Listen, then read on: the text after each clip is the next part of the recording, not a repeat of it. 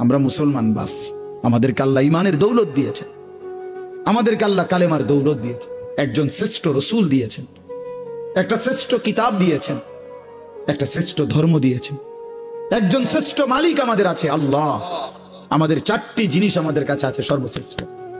আমরা ভাগ্যবান। আমাদের সর্বশ্রেষ্ঠ আল্লাহ, আমাদের রসুল সর্বশ্রেষ্ঠ, আমাদের কিতাব সর্বশ্রেষ্ঠ, আমাদের ধর্ম সর্বশ্রেষ্ঠ।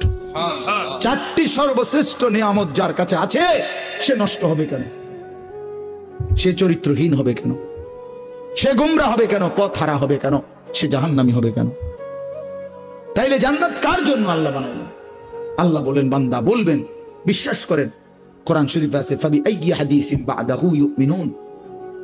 আল্লাহ জিজ্ঞেস করেছে, বান্দা 23টা বছরে আমি 30 পারা কোরআন, আমার সর্বশ্রেষ্ঠ কথাগুলো নাজিল করলাম, এরপরে এর চাইতে দামি আর কোন কথা বললে, এর চাইতে দামি আর কোন কিতাব নাজিল করলে তুমি বান্দা আমার কথা বিশ্বাস করতা? কি বলবেন ভাই? একটু ভাবেন। কষ্ট করছেন আপনারা, রাত্র হয়ে গেছে, আমি শেষ করে দিচ্ছি। একটু ইনসাফের সাথে বলেন, কতবার বলছে একজন মালিক, তিনি আমাদের গোটা কায়নাতের, তিনি কতবার বললেন আকিমুস সালাহ, আকিমুস সালাহ, আকিমুস সালাহ, আকিমুস সালাহ, আকিমুস সালাহ। এরে বান্দা, নামাজ পড়ো, নামাজ পড়ো, নামাজ পড়ো, নামাজ পড়ো, নামাজ পড়ো। ইত্তাকুল্লাহ, ইত্তাকুল্লাহ, ইত্তাকুল্লাহ, ইত্তাকুল্লাহ। এতবার বললেন আল্লাহকে ভয় করো, গুনাহ ছাড়ো, গুনাহ ছাড়ো, গুনাহ ছাড়ো। ফাত্তাকুন নার ওয়াত্তাকুন নার, জাহান্নাম থেকে বাঁচো, জাহান্নাম থেকে বাঁচো। খোদার কসম বাপ, আল্লাহ হাসরের ময়দানে জিজ্ঞেস করবে আমাদেরকে, বান্দা আর কেমনে বললে, কতবার বললে, আর কোন কথা বললে তুমি আমার কথা মানতা? বলো না ভাই, নওজোয়ান ছেলে তোমরা বলো ভাই, যারা এক ওয়াক্ত নামাজ পড়ো না, কেন পড়ো না? কেন পড়ো না বাপ? বলো না ভাই, আল্লাহ আর কতবার বললে তুমি শুনতা? উফ, আল্লাহ জিজ্ঞেস করো। তাফসীরের মধ্যে আছে, ওলামায়ে কেরাম বলে রাসূলুল্লাহ সাল্লাল্লাহু আলাইহি সাল্লামও জিজ্ঞেস করবে হাসরের ময়দানে, যে উম্মত জানো তুমি 23টা বছর একটানা দিবা নিশি আমি কাঁদছি, আমি কাঁদছি উম্মত 23 বছর। নবী সাল্লাল্লাহু আলাইহি সাল্লাম জিজ্ঞেস করবে আমাদেরকে, 23টি বছর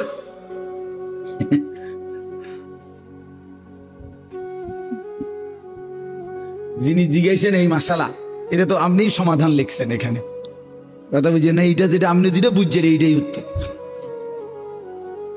বুঝছেন? আচ্ছা, তো বলতেছিলাম যে মানে রাসূলুল্লাহ সাল্লাল্লাহু আলাইহি সাল্লাম আমাদেরকে জিজ্ঞেস করবে, উম্মত আমি 23টা বছর দিবানিশি কাঁদছি তোদের জন্য, তোদের জন্য। আম্মা জান আয়েশা রাদিয়াল্লাহু তাআলা আনহা বলেন, নবীজির স্ত্রী, উনি বলেন, দুনিয়াবাসী খোদার কসম আমি দেখছি এশার নামাজের পরে নবী সাল্লাল্লাহু আলাইহি সাল্লাম আমার হুজরার মধ্যে দাঁড়াইয়া চোখের পানি ফেলতে শুরু করছেন আর উম্মতের জন্য কাঁদতেছিলেন, দোয়া করতেছিলেন। আল্লাহর কসম, আম্মা জান আয়েশা বলে, ফজরের নামাজের আজানের আগ পর্যন্ত এক দাঁড়ানোতে নবী সারাটা রাত কাঁদছে আর দোয়া করছে। সারা রাত, সারা রাত, সারা রাত, সারা রাত কাঁদছে। চোখ লাল হয়ে গেছে, দাড়ি মোবারক ভিজে গেছে, বুকের পশম ভিজে গেছে। ওয়াকাদ তাওয়াররামাত কাদামাহু, আম্মা জান আয়েশা বলে দুইটা পা ফুলে ফুলে গেছে। এত রাত কাঁদলেন।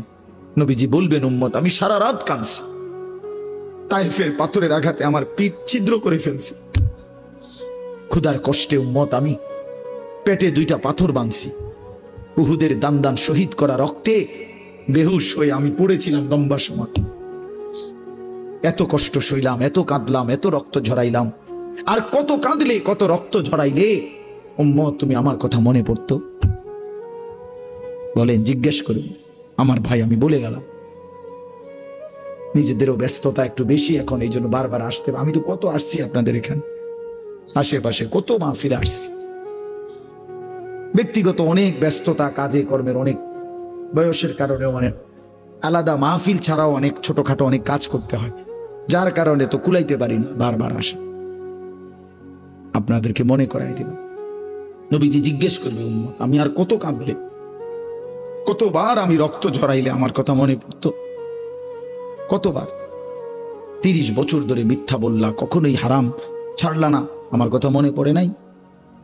কোরআন শরীফে আছে হযরত মুসা আলাইহিস সালামের সাথে আল্লাহ তাআলা প্রথম যখন তুর পাহাড়ে কথা বলতেছিলেন, তো প্রথমবারই মুসা আলাইহিস সালামকে আল্লাহ তাআলা বলছেন, ইন্নী আনা রব্বুক ফাখলা'না আলাইক, যে মুসা আমি তোমার রব, আমি তোমার সাথে কথা বলবো, আমার ওয়াহি তোমার উপর এখন অবতীর্ণ হবে, তো আগে তুমি জুতা খুলে নাও।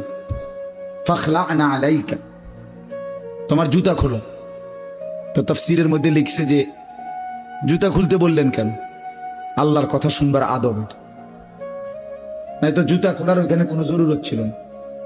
এবং সবচেয়ে বড় কথা হইল তখন প্রচন্ড ঠান্ডা ছিল, প্রচন্ড শীত, এই পরিমাণ ঠান্ডা কুয়াশা ছিল যে মুসা আলাইহিস সালামের স্ত্রী সন্তান সম্ভবা ছিল, মানে গর্ভবতী, তো ওরা কাঁপতেছে শীতে।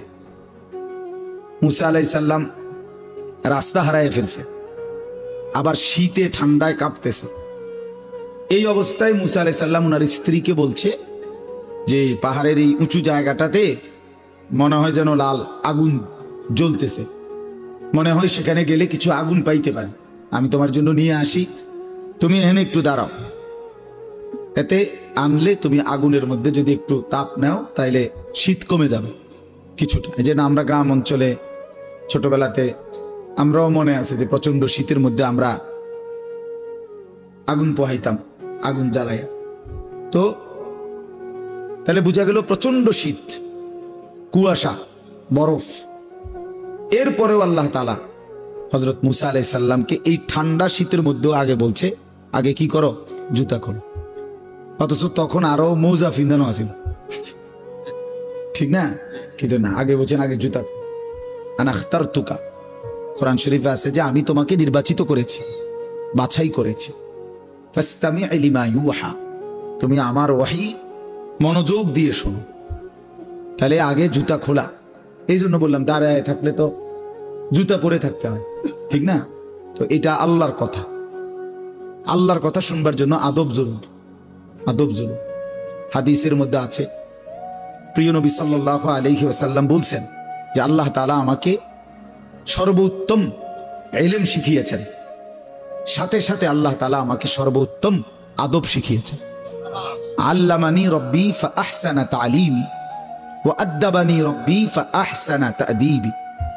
আল্লাহ তাআলা আমাকে ইলমও শিখাইছেন সর্বোত্তম, আদবও শিখিয়েছেন সর্বোত্তম।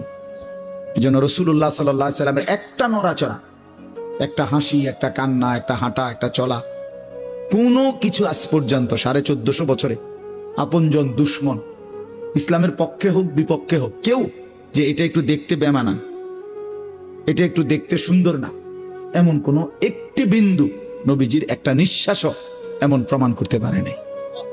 বরং রাসূলুল্লাহ সাল্লাল্লাহু আলাইহি ওয়াসাল্লামের প্রতিটা নড়াচড়া সবটাই সবচেয়ে সুন্দর। সুবহানাল্লাহ। তিনি হাসলেও সুন্দর, কাঁদলেও সুন্দর, তিনি হাঁটলেও সুন্দর, বসলেও সুন্দর, তিনি কথা বললেও সুন্দর, চুপ থাকলেও সুন্দর।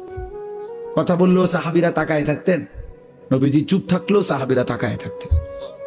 অনেক সাহাবী এমন ছিল যে শুধু আল্লাহর নবী সাল্লাল্লাহু আলাইহি ওয়াসাল্লামের চেহারা মোবারকের দিকে তাকাইয়েই থাকতেন, তা আবার কোনো কথাবার্তা নাই, তো আবার চলে যাইতেন। নবীজি এরকম অনেককে জিজ্ঞাসাও করছেন যে আসো, বসো, তাকায় থাকো, আবার চলে যাও, কখনো তো কিছু বলো না। তো বলতেন যে ইয়া রাসূলুল্লাহ, যখনই কোনো দুঃখ, বেদনা, পেরেশানি, অস্থিরতা হয় মনে, জিন্দেগিটা যখন কোনো অশান্তি লাগে, অস্থিরতা লাগে, তা আপনার সামনে আসি, আপনার ওই পবিত্র চেহারা মুবারকের দিকে কিছুক্ষণ তাকাই, তো জিন্দেগির সব দুঃখ পেরেশানি দূর হয়েছে। আপনার চেহারাই সান্ত্বনা, আপনার চেহারাই সান্ত্বনা। এই জন্য বাপ আদব জরুরি। রাসূলুল্লাহ সাল্লাল্লাহু আলাইহি ওয়াসাল্লামকে আল্লাহ তাআলা সর্বোত্তম আখলাক শিখিয়েছেন। এজন্য নবী সাল্লাল্লাহু আলাইহি ওয়াসাল্লাম যেভাবে ওযু করতেন, ইস্তিনজা করতেন, পেশাব পায়খানা, খাওয়া, ঘুম, সবকিছু মডেল, সবকিছু সুন্দর, সবকিছু সুন্নাত। এবং গোটা পৃথিবীতে সবার কাছে এটা পরীক্ষিত। আজকের এই দিন পর্যন্ত আল্লাহর নবী সাল্লাল্লাহু আলাইহি সাল্লামের কোনো নিয়ম নীতি, চলাফেরা একটাও কেউ এর চাইতে উত্তম কিছু পৃথিবীতে পেশ করতে পারে না। এটা একদম সত্য কথা। এজন্য দয়া করে আল্লাহর কথা মনোযোগ দিয়ে শুনতে হয়, আদবের সাথে শুনতে হয়, কম হোক। আমি সব সময় বলি, কত মুসলমান আমরা আল্লাহর কথা শুনি, কিন্তু শুধু কেবল একটু আন্তরিকতা, আগ্রহ, এর অভাবে পরিবর্তন হয় না। নাই তো বিশ্বাস করেন, আপনাদের এলাকার ওলামায়ে কেরাম, মসজিদের ইমাম সাহেব, জুমার নামাজের বয়ান, সবকিছুই গুরুত্বপূর্ণ, সকল কথাই আলেমরা বলে, কিন্তু হয় আপনি জিমাইছেন, নয় আপনি জুড়াইছেন, নয় আপনি মনোযোগ দেন নাই, অথবা আপনি বুঝতেই চেষ্টা করেন না। ও মাইতো না, হুজুররা কত কথাই কয়, সব হুইনা কি আর চলন যাবেন, এই কথা বলিয়া সবগুলোই ফেলাই দিছে। কথা বুঝছেন না? এত সব ধরলে কোনো অহংকার যুগে আর চলা যাইতো না। এই কথা বলে কিছুই ধরে না, কোনোটাই মানে নাই, পুরা জিন্দিগিটাই খেয়াল খুশির মতো চলছে। তো আরেকজনের থেকে দেখছে, পথে ঘাটে, টেলিভিশনে, অথবা নিজের মনে যেটা মন চাইছে তাই করছে। আল্লাহ তাআলা কোরআনুল কারীমের মধ্যে বলছে, যে মানুষ তার মন মতো চলে, আল্লাহর কসম, কোরআনে আল্লাহ বলছে ওই মানুষ না, ওই জানোয়ার। সরাসরি কোরআনের আয়াত এটা। আল্লাহ তাআলা বলছে যে তার ইচ্ছা মতো চলে, আল্লাহর বিধান, রাসূলের বিধান, কোনো কিছু যে তোয়াক্কা করে না। আমার মনে যা চায়, চুল এমন কেন, আমার মন চাইছে, এভাবে হাঁটো কেন, আমার মন চাইছে, এটা কি ধরনের জামা পরলা, আমার মন চাইছে, তুমি এভাবে দাঁড়াইয়া পেশাব করো কেন, আমার মন চাইছে, তুমি এখানে দাঁড়ায় আসো কেন, আমার মন চাইছে, তুমি এখন সারাক্ষণ ঘুমায় রাখছো সকালবেলা, আমার মন চাইছে। এই যে একটা মানসিকতা, আমার মনে যা চায় তাই করলাম। বিশ্বাস করেন ভাই, নওজোয়ান ছেলে তোমরাও বোঝো ভাই, এই জীবন জানোয়ারের জীবন, খোদার কসম, এটা জানোয়ারের জীবন, এটা মানুষের বাচ্চা না, এ জন্তু, জানোয়ার, হাইওয়ান,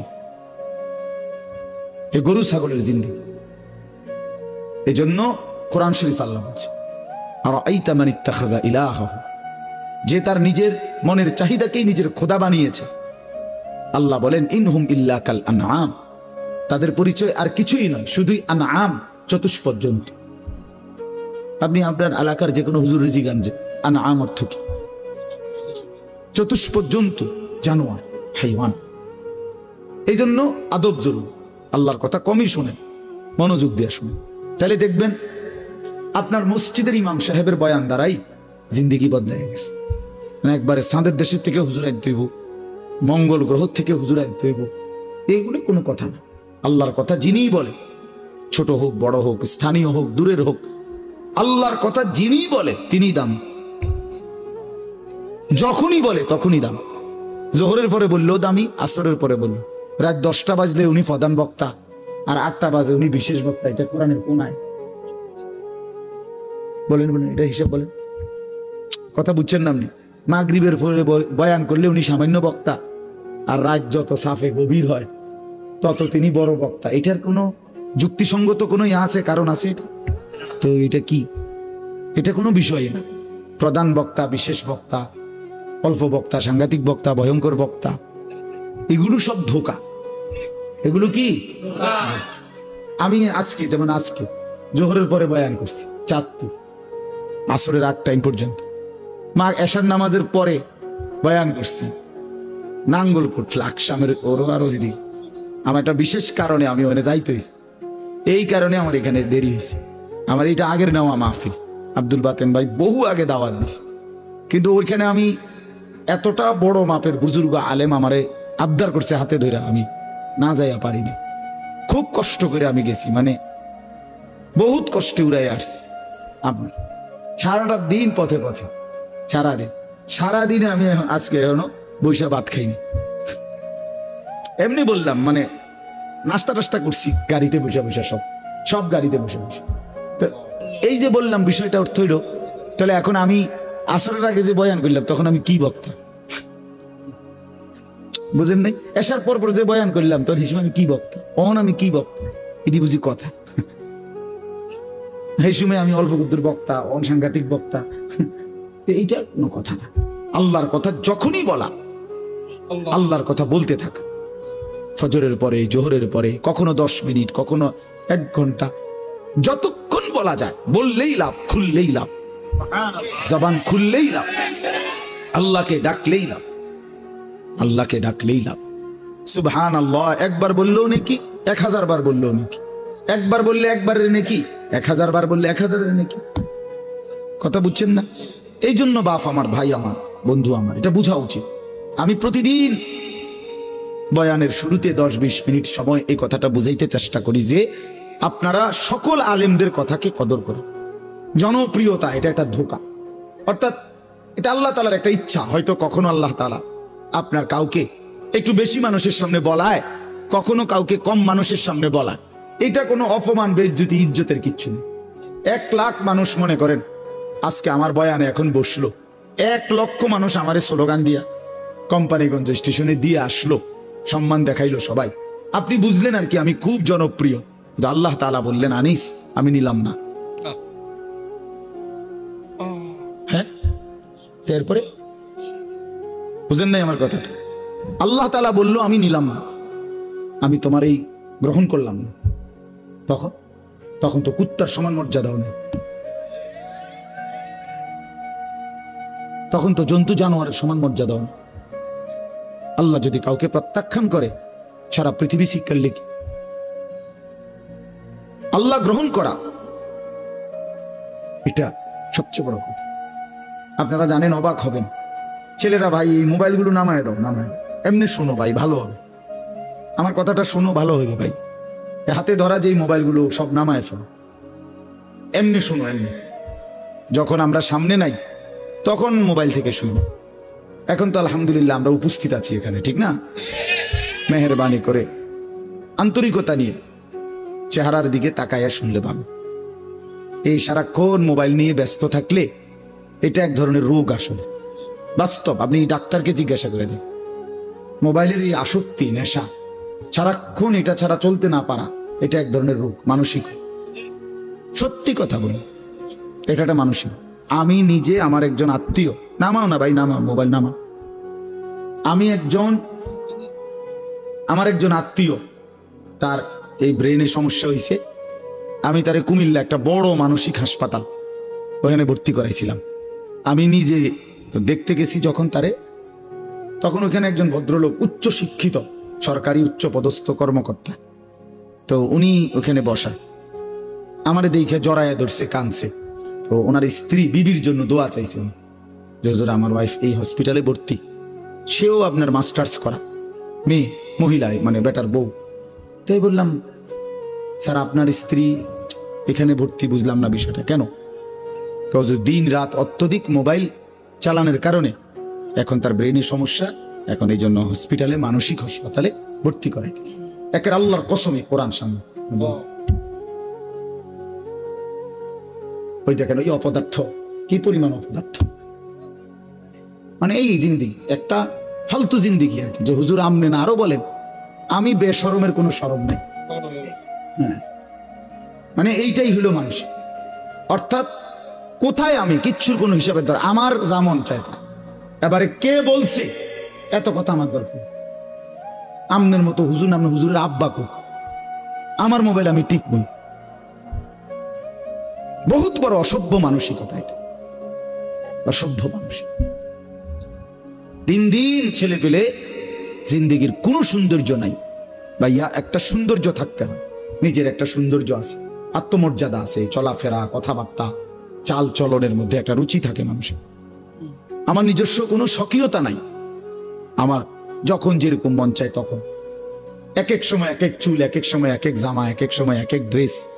এটা তো স্বাভাবিক মানুষ না, এ তো প্রতিবন্ধী, মাতাল, পাগল মানুষ, তার সিরা মানুষ। হ্যাঁ, এজন্য বাস আমি অনুরোধ করলাম, আমি শক্তভাবে বলার অর্থ এটাই। অনেক মানুষ এটা মানসিকভাবে ক্ষতি করে, ব্রেনের উপরে চাপ, প্রয়োজনকে প্রয়োজনের মধ্যেই রাখা।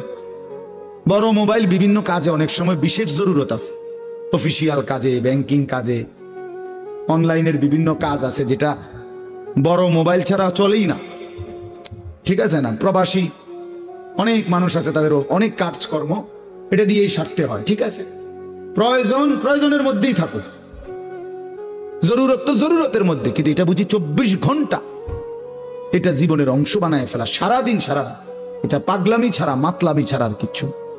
এটা শেষ পর্যন্ত একদিন, আল্লাহর কসম আমি বললাম ছেলে, একদিন তোমার জীবনটা একটা শূন্য মরুভূমি বানায়া তোমারে ছেড়ে দিন। বাস্তবতা এটা ভাই, জোরে বললো না, জোরে স্বাভাবিকভাবেই শোনো।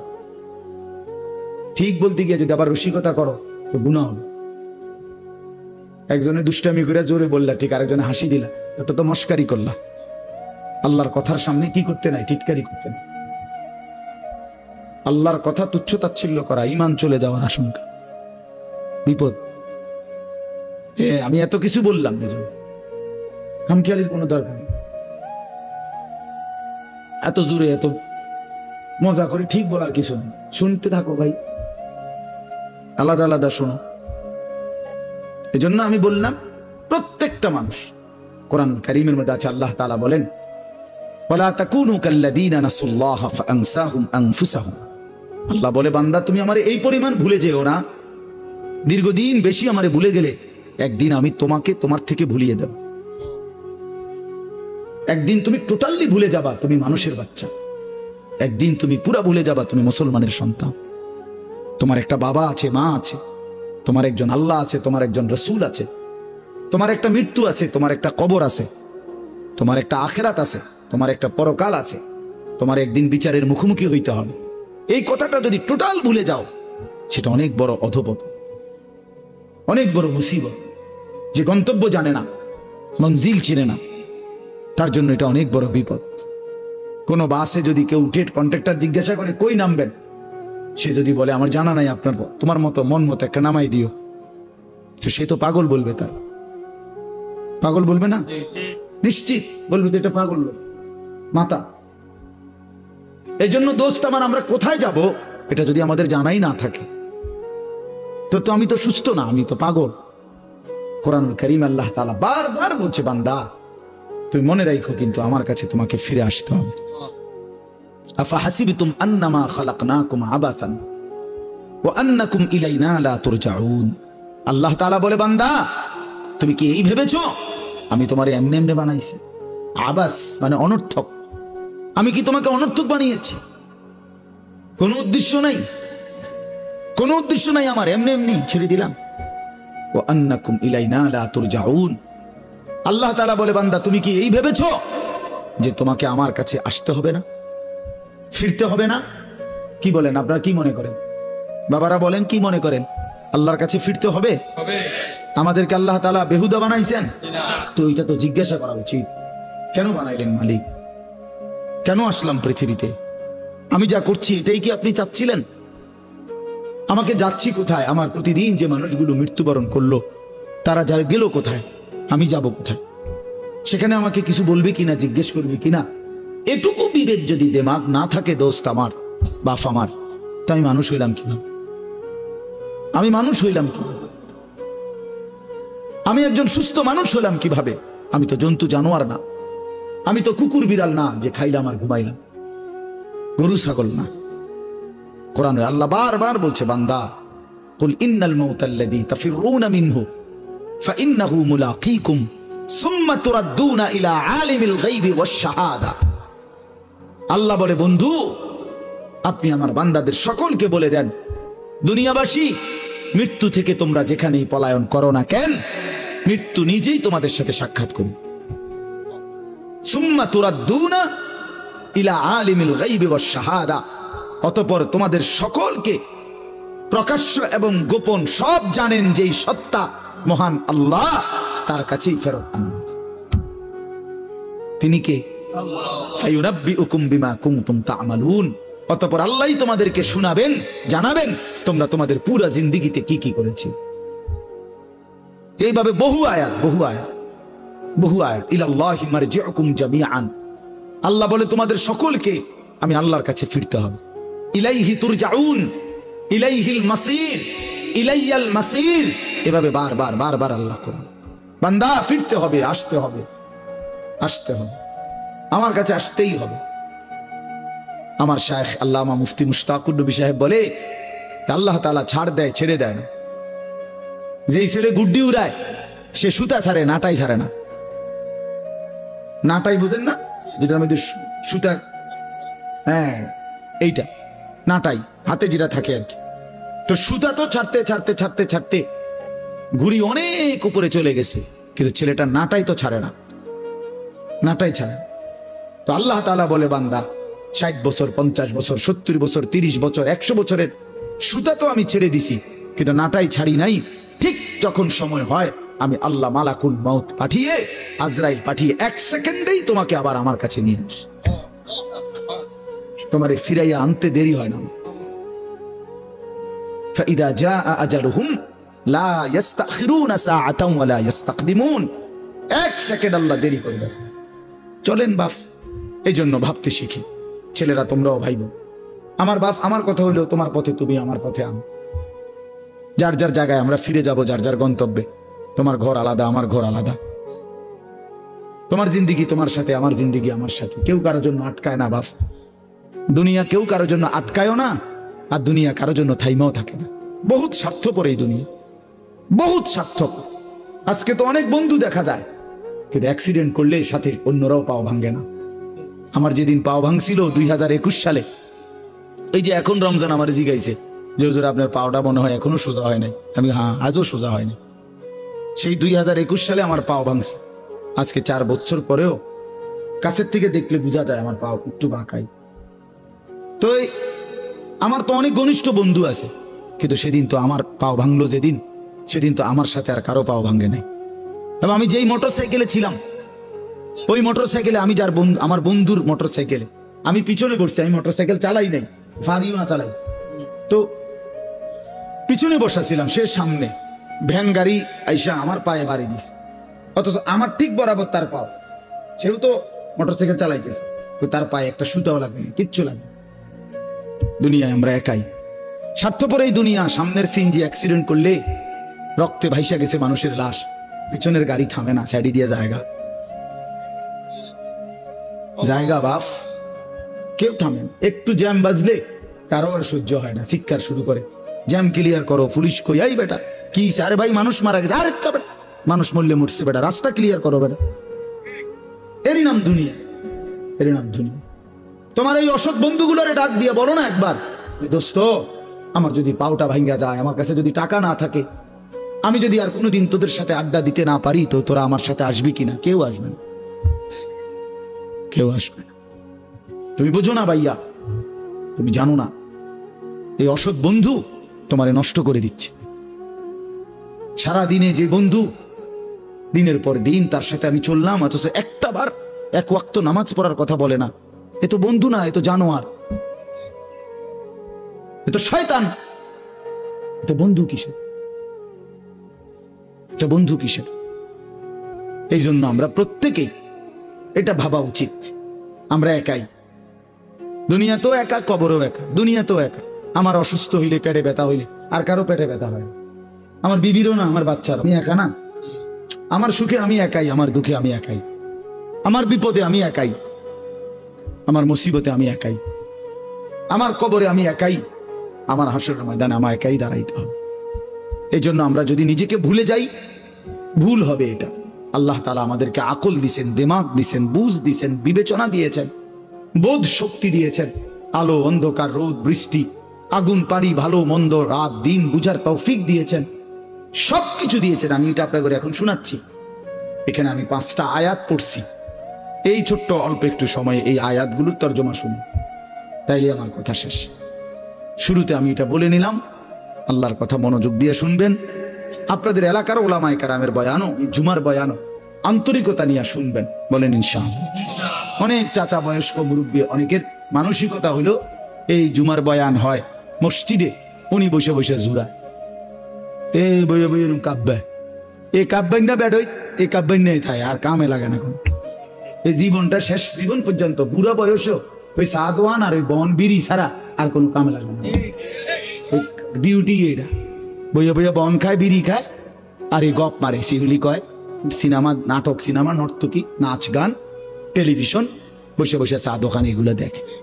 কারণ আমল করবে তো জানেই না কিছু, জানেই তো না কিছু, শিখেই তো নাই কিছু, শিখেই তো না কিছু। আমলের মধ্যে কোনো ভুল আছে কিনা এটাও তো সংশোধন করে না। 100 দানার তসবি পড়ে ফেলছে 1 মিনিটে। এটা কি তসবি করলো? মিনিটের মধ্যে, মিনিট মেশিনে সুবহানাল্লাহ, আলহামদুলিল্লাহ, আল্লাহ, এগুলো কি? আপনি জিজ্ঞাসা করেন এখন একজন আলেম জিজ্ঞাসা করেন, পৃথিবীর কোন আউলিয়া বুজুর্গকে জিজ্ঞাসা করেন যে এটা তাসবিহ কিনা। এটা মোটেই তাসবিহ না, কোনোদিনও না। ইসলামে রাসূলুল্লাহ সাল্লাল্লাহু আলাইহি ওয়াসাল্লাম জীবনে কোনোদিন বলে নাই যে উম্মত তাসবিহ যত তাড়াতাড়ি শেষ করতে পারবা তত নেকি, নামাজ যত তাড়াতাড়ি শেষ করতে পারবা তত নেকি, তারাবি যত তাড়াতাড়ি শেষ করতে পারবা তত নেকি। আল্লাহর কোরআন, রাসূলের হাদিস, কোন আউলিয়া, কোন পীর মাশায়েখ, কোন উলামা, কোন পীর বুজুর্গ, কোন ফকিহ, মুফতি, মুহাদ্দিস, ইমাম, আলেম কেউ কোনোদিন বলে নাই। আপনি এটা কি নামাজ পড়েন? 4 রাকাত সুন্নত পড়তে আপনি 1.5 মিনিটে ওডে আর নামে মস্কারি করে আর কি, আল্লাহর সাথে মস্কারি করে। একটা ফরন আর কি, সূরা, কেরাত, দোয়া, কালাম, আত্তাহিয়াতু, তাশাহুদ, দোয়ায়ে কুনুত সব ভুল।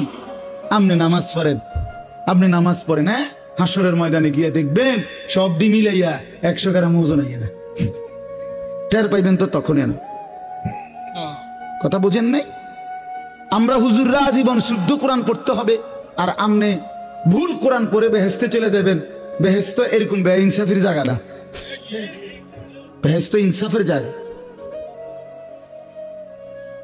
নামাজ, রোজা, হজ, যাকাত, জিকির, তেলাওয়াত, কোরআন, এর জন্য আপনার জন্য যে আইন আমার জন্য সে আইন, আমার জন্য যে আইন আপনার জন্য সে আইন।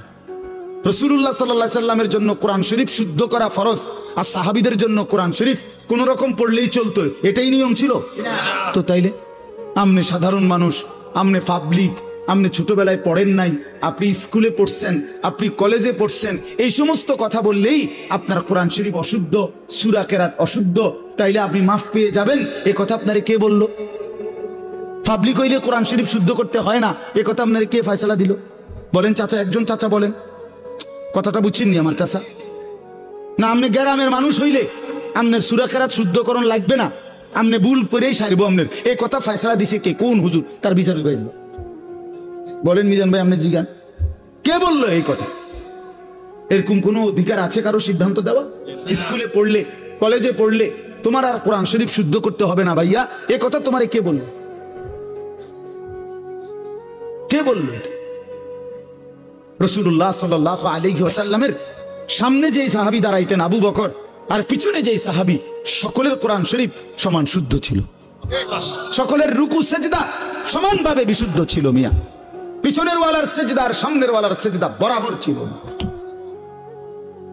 মস্কারি করে আমরা গ্রামের মানুষ, হুজুর আমরা হইলাম সাদা সিধা মানুষ, কোন রকম, হ্যাঁ কোন রকম কদ্দুর দিন আইনা দিন খাই, আলাপ করে আলাপ।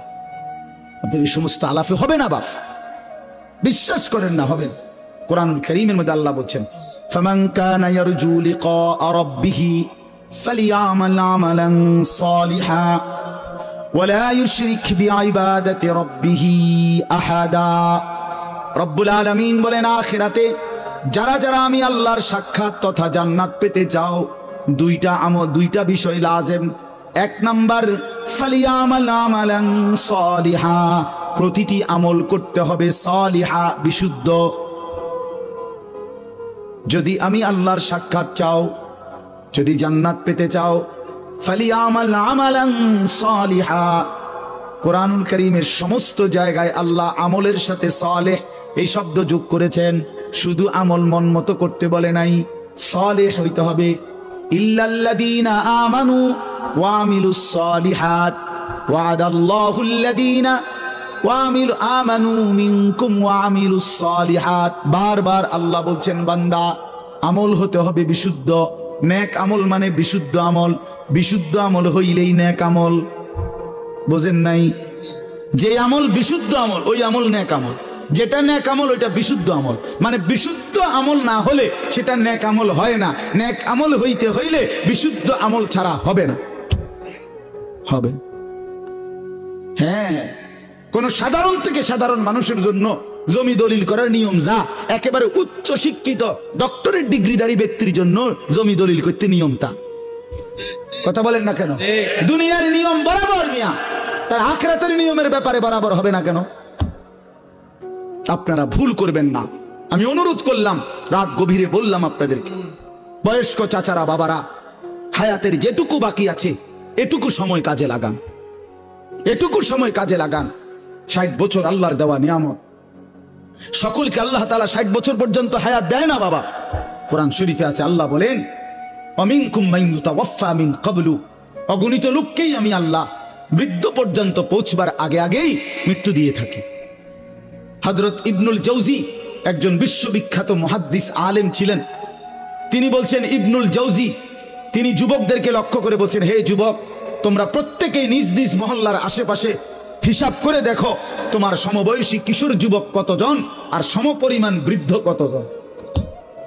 তাহলে দেখবা তোমার সমবয়সী কিশোর যুবক যদি হয় 30 জন 50 জন, তো তোমার বাড়ি পাড়া মহল্লায় তার সাথে হিসাব করলে বৃদ্ধ হবে 2 জন 3 জন 1 জন। তাহলে বোঝা গেল অধিকাংশই যুবকই বৃদ্ধ হয় না, বৃদ্ধ হয় না। তিনি বলছেন, হাসান বসরি রহমাতুল্লাহি আলাইহি, ইন্না যারআ কাদ তুদরিকুল আহাতু ক্বাবলা আন ইয়াবলুগা। তিনি বলছেন, হে যুবক, তুমি লক্ষ্য রেখো একটি গাছের মধ্যে ফল ধরবার আগে যেই ফুল ধরে যতগুলো, সবগুলো ফুল ফলে পরিণত হয় না। যতগুলো ফল বের হয়েছে সবগুলো পাকা পর্যন্ত যায় না, তার আগেই ঝরে পড়ে অগণিত। একটি আম গাছে যতগুলো মুকুল ফুল ধরে, ফুল বের হয়, সবগুলো বড় বড় আম হয়? বলেন না বাপ? ঝরে যায় অগণিত ফুল। এরপরে যেগুলো আম হয় ছোট ছোট, তো সবগুলো ছোট্ট আম বড় হইয়া পাকা পর্যন্ত পূর্ণ হয় না, ঝরেই যায় বেশি, থাকে কয়টা? অল্প। এজন্য মানুষের হায়াতে বৃদ্ধে পৌঁছবার আগে আগেই ঝরে যায় বেশি, খবরে চলে যায় বেশি। এটাই সত্য, এটাই বাস্তবতা। প্রত্যেক বাড়িতে বাড়িতে আছে। মানুষ বলে যে এই চাচা, এই দাদা আমগো বাড়ির মধ্যে হুজুর আর এই শেষ মুরব্বি, ঠিকই না বলেন না? চাচাই আর বাচ্চা রয়েছে, দোয়া করেন, যেটার জন্য দোয়া করেন, এরকম বলে না? আমাদের কাছে তো বলে। তো বাড়িতে তখন অনেক লোক আছে, ছেলে পেলে, কিন্তু বয়স্ক লোক আছে কয়জন? 1 জন 2 জন 1 জন। এই জন্য যুবক অনেক নওজোয়ান বর্ষ ভাইয়া, আমি অনুরোধ করলাম, দোস্ত আমার, বন্ধু আমার, নিজেরে নষ্ট করে দিও না বাপ, নিজেরে নষ্ট করে দিও না। দেখো ডানে বামে তুমি নষ্ট হয়ে গেলে, পচে গেলে, কেউ নাই, কেউ নাই, কেউ নাই। কোনো চরিত্রহীনকে কেউ ভালোবাসে না, কোনো দুশ্চরিত্র, কোনো মদখোর, নেশাখোর, গাঁজাখোর, বাবাখোর, ইয়াবাখোর, ডাইলখোর, পুট্টাখোর, এই হারামিরে কেউ পছন্দ করে না। কোনো সুদখোর, কোনো ঘুষখোর, কোনো কিস্তিওয়ালা, এর কেউ পছন্দ করে না। কোনো হারামখোরকে কেউ পছন্দ করে না। সামনে ভয়ের কারণে, ক্ষমতার কারণে, বাহাদুরির কারণে, হয়তো কখনো কখনো সামনে যদিও কিছুটা ভদ্রতার দেখায়, কিন্তু পিছনে অভিশাপ দেয়। তোর উর্ফে খোদার গজব পড়ো, এমনি বল, তোর উর্ফে আল্লাহর লানত পড়ো, তুই মানুষের সম্পদ কুক্ষিগত করস, এই কথা বলে। তো বেটা কি টাকা কামাইলি, কি বাড়ি করলি বেটা, টাইলস লাগাইলি, মানুষ তোরে অভিশাপ দেয় বেটা। এক চাইতে এই জিন্দেগির চাইতে মরে যাওয়া ভালো বেটা, মরে যাওয়া ভালো, হারামখোর বেটা। এই জন্য বাপ, কোন নাফরমানকে কেউ পছন্দ করে না, কোন জালেমকে কেউ সম্মান করে না, মহব্বত করে না। আল্লাহ তাআলা আল্লাহর নজর থেকে, বিশ্বাস করেন যে আল্লাহর নজর থেকে সরে যায় প্রত্যেক পাপী, নাফরমান পাপী আল্লাহর দৃষ্টি থেকে, আল্লাহর রহমের দৃষ্টি থেকে সরে যায়। আর আল্লাহর নজর থেকে সরে যায় যে আল্লাহর কসম গোটা মাখলুক তাকে নিন্দাই করে, মালউন হয়, সমস্ত সৃষ্টির কাছে সে অভিশপ্ত হয়। আল্লাহর রহমের নজর যার উপরে পড়ে তারে গোটা সৃষ্টি ভালোবাসে। ইন্নাল্লাযীনা আমানু ওয়া আমিলুস সালিহাত সায়াজআলু লাহুমুর রাহমানু ওয়ুদ্দা। আল্লাহ বলে, নিশ্চয়ই যারা ঈমানওয়ালা হলো এবং সমস্ত নেক আমল বিশুদ্ধভাবে করলো, আমি আল্লাহ আমার গোটা সৃষ্টি জগতের মধ্যে তার জন্য আমি নিজে ভালোবাসা দিয়ে দেব। ভালোবাসা দিয়ে, ভালোবাসা জোর করে আদায় করতে হয়। মহব্বত আল্লাহর পক্ষ থেকে, মহব্বত আপনাদের সাথে আমাদের ভালোবাসা আল্লাহর পক্ষ থেকে, ঠিক না বলেন না কেন? আল্লাহর পক্ষ থেকে, আল্লাহর পক্ষ থেকে, আল্লাহর পক্ষ থেকে। আপনাদের কারোর সাথে আমাদের কারো কোনো লেনদেন নেই, আমার কোনো লেনদেন নাই আপনাদের সাথে, আর্থিক কোনো লেনদেন নাই। এখানে একজন লোকের সাথে আছে কোনো লেনদেন, কিন্তু মহব্বত আছে, ঠিক না বলেন? আছে না মহব্বত? এই ভালোবাসা আল্লাহর জন্য, এই ভালোবাসা আসমানওয়ালার পক্ষ থেকে, আসমানওয়ালার পক্ষ থেকে। আল্লাহ আমাদেরকে উত্তম ভাবে বুঝবার তৌফিক দান করেন। চলেন এই আয়াতগুলোর তর্জমা শুনাই, তাইলে এই কথা শেষ। এই সূরাটার নাম হলো সূরা দাহার। দাহার কোরআনুল কারীমের 29 নম্বর পারা, 76 নম্বর সূরা কোরআনুল কারীমের। এই সূরার মধ্যে মোট 30টা আয়াত, আমি মাত্র 5টা আয়াত পড়ছি, অল্প একটু সময়ে 5টা আয়াতের সংক্ষিপ্ত তর্জমা শুনে ইনশাআল্লাহ, তাইলে আমাদের কথা শেষ হবে। আগে একটা কথা শুধু আমরা বুঝি, একসাথে আমি মুখে বলে নেই, তাহলে তর্জমা করলে সহজ হয়ে যাবে ইনশাআল্লাহ। সূরাটার নাম হলো সূরা দাহার। দাহার মানে হলো যুগ।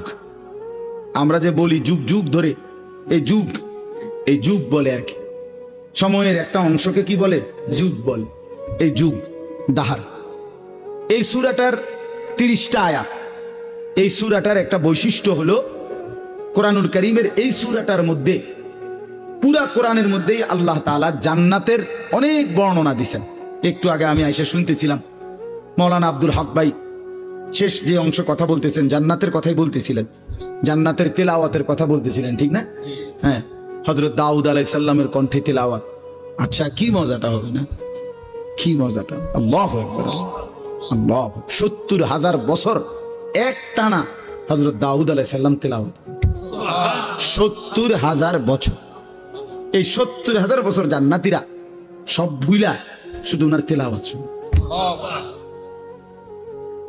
আল্লাহু আকবার। এরপরে থামবে, তো এরপরে আল্লাহ তাআলা আমাদের প্রিয় নবী, ছেলেরা তোমরা এই যে তোমরা যে ফাজলামি করতেছো এখানে বৈশা, এই বেটা আহাম্মক কোথাকার, নামো এখান থেকে বেটা, অপদার্থ বেটা, এতটুকু আক্কল নাই বেটা, নামো এখান থেকে, নামো। তোমার বাপ দাদার সমান মানুষ এখানে বসা আছে বেটা, আহাম্মক বেটা। আখলাক শিখবে কখন ছেলেরা বলেন মিয়া? মুসলমানের বাচ্চা ন্যূনতম আখলাকও যদি না শিখে, জীবনে আমাদের হলোটা কি? তাইলে আবার বলে কতগুলো খাট পালং আর সোফা আর কতগুলো ফার্নিচার আর কাচের প্লেট নুনের বাড়ির হিসাব দিয়া কবরে চলে যাচ্ছেন। জীবন মানে কতকটা ঘর করছে, জিন্দিগি মানে একটা বিল্ডিং করে দিছে, জিন্দিগি মানে এক সেট খাট বানাইয়া সোফা বানাইয়া দিছে। খালাস 60 বছর জীবনের ব্যয় করছে এই একটা কামে, এতটুকুই জীবন মিয়া। সন্তান যদি আখলাক না শিখে, স্ত্রী যদি পর্দানশীল না হয়, ছেলেটা যদি নামাজি না হয়, মেয়েটা যদি পর্দানশীল না হয়, খাট পালং আর এই সোফা ফার্নিচার দিয়া হবে কি মিয়া? কি হবে মিয়া? 10 বছরের ব্যবধানে, 20 বছরের ব্যবধানে একটা ফার্নিচারও আমনে মইরা 20 বছর পরে কবর থেকে উঠা আমনের ঘরে আইসা ঢুইকা দেখেন আমনের আমলের বানানো কিচ্ছু নেই, কিচ্ছু নেই। আমার দাদা 10 গ্রামের মধ্যে জমিওয়ালা ছিলেন। আমার দাদার ফসলের জমি ছিল অনেক, হালের বলদ গরু ছিল অনেক। আমার দাদা সম্পদশালী ছিল, আমার দাদার বিরাট বাড়ি ছিল। দাদা মৃত্যুর 12 বছর গোনা, 12 বছর পরে আমি আমার জ্যাঠা, আপন বড় জ্যাঠারে বলছিলাম একদিন, জ্যাঠা আমার দাদার রেখে যাওয়া স্মৃতি হিসাবে বাড়িতে আমার দেখাইবার মতো কিছু আছে কিনা, একটা নুনের বাটি বা কাচের প্লেট বা কিছু একটা আমার কুদুরি দেখান। আমার জ্যাঠা কাইদা দিছিল, কাইদা বলছিল, ভাতিজা তোরে দেখাইবার মতো কোনো কিছুই আমার বাবার স্মৃতি আমার কাছে নাই। মাত্র 12 বছর, এর নাম দুনিয়া মিয়া। দোকার এই দুনিয়ায় কিচ্ছু রাখে না, কিচ্ছু রাখে না। শুধু শুধু মুসলমান আমরা, ছেলের নজর নাই, মেয়ের নজর নাই, কি করে না করে পোলাফাইন হেবড়া হেবড়া পয়সা কামায়, হেবড়া শুধু ঘরে বানায়, হেবড়া শুধু ফার্নিচারে কেনে, আর পোলাও মানুষ, মেয়েও মানুষ। 365 দিনে খোদার একটা বছরে কোনোদিন ফজরের নামাজ পড়ে না। এত বড় জানোয়ার মুসলমানের ঘরে ঘুমায় কেমনে বেটা? তার যদি বাপ থাকে, তার যদি মা বাইচা থাকে, যদি মা বাইচা থাকে, যদি বাপ বাইচা থাকে, এই সন্তান এত বড় জানোয়ার হইল কেমনে? তুই কোন মার ঘরে জন্ম নিলি না ফরমান? তুই কোন বাপের ঘরে জন্ম নিলি? তুই কোনদিন ফজরের নামাজ পড়স না হাইওয়ান? তুই পৃথিবীতে আসলি কেন? কে তোরে বানাইলো বেটা? তো কুকুর বিড়ালের জিন্দেগি, এটা তো জন্তু জানোয়ারের জিন্দেগি না। জীবনের হিসাবে তো মিলাইতে জানেন না। ভাতের থালা কতটি ভাত খাইতে এলেই ভালো, খাইয়া পড়িয়া ভালো আছে, খাইয়া পড়িয়া মানুষ ভালো থাকে না। ভালো থাকা হয় ইমানে আমলে, নামাজে রোজায় ইবাদতে আমলে ভালো থাকে। খাইয়া পড়িয়া ভালো থাকার কিছু নেই। খাইয়া পড়িয়া আমরা চাইতে জন্তু জানোয়ার আরো বেশি খায়। একটি হাতি একদিনে 250 কেজি খাবার খায়, গবেষকদের 250 কেজি, 90 লিটার পানি পান করে। এটা বইতে আছে, গবেষকদের কথা। 90 লিটার পানি পান করে একটা হাতি একদিন। তো পৃথিবীতে কতগুলো হাতি, সারা বাংলাদেশে কতগুলো হাতি, সারা পৃথিবীতে কতগুলো হাতি। তো আল্লাহর দুনিয়া, আল্লাহর দেওয়া রিজিক ওরা কি পরিমাণ ভক্ষণ করছে, আমরা সেই তুলনায় কিছু খাই নিয়ে? কি খাই আমরা, কি খাই আমরা? এই জন্য দয়া করে রাগ হইয়েন না, বুঝাইতে চাইলাম। ছেলেদের দিকে নজর দেন, মেয়েদের দিকে নজর দেন। সংসারে মানুষ হলো আসল। মানুষ নষ্ট হইয়া গেলে ফার্নিচার দামি হইলে লাভ কি? ছেলে মেয়ে চরিত্রহীন হইলে খাটটা তো মজবুত, কিন্তু ছেলেটা তো ওই খাটে শুয়ে সারা রাত উলঙ্গ ছবি দেখে। ঘরটা তো বিল্ডিং এর বুঝলাম, টাইলসও বুঝলাম, তো মেয়েটা তো সারা রাত আরেকটা ছেলের সাথে অবৈধ প্রেমের আলাপ করে। তাহলে আপনার জীবনের অর্থ কি বাবা? এই জীবনে বেঁচে থাকার লাভ কি? আল্লাহ আমাদেরকে মাফ করে দেন। এজন্য আমি বলতেছিলাম সূরাটার নাম হলো সূরা দাহার, অর্থ হলো ওই যে বললাম যুগ। তো এই সূরার মধ্যে একটা বৈশিষ্ট্য হলো আল্লাহ তাআলা এই সূরার মধ্যে জান্নাতের বর্ণনা, পুরা কোরআনের মধ্যেই জান্নাতের বর্ণনা আছে, তবে এই সূরার মধ্যে সবচেয়ে চমৎকার, মানে লম্বা এবং খুব হৃদয়গ্রাহী আকর্ষণীয় ভঙ্গিমায় আল্লাহ তাআলা জান্নাতের বর্ণনা দিছেন এই সূরার মধ্যে। মানে জান্নাতের মেহমানদারিটা কেমন হবে আল্লাহ, এটার একটা অসাধারণ বর্ণনা দিছে।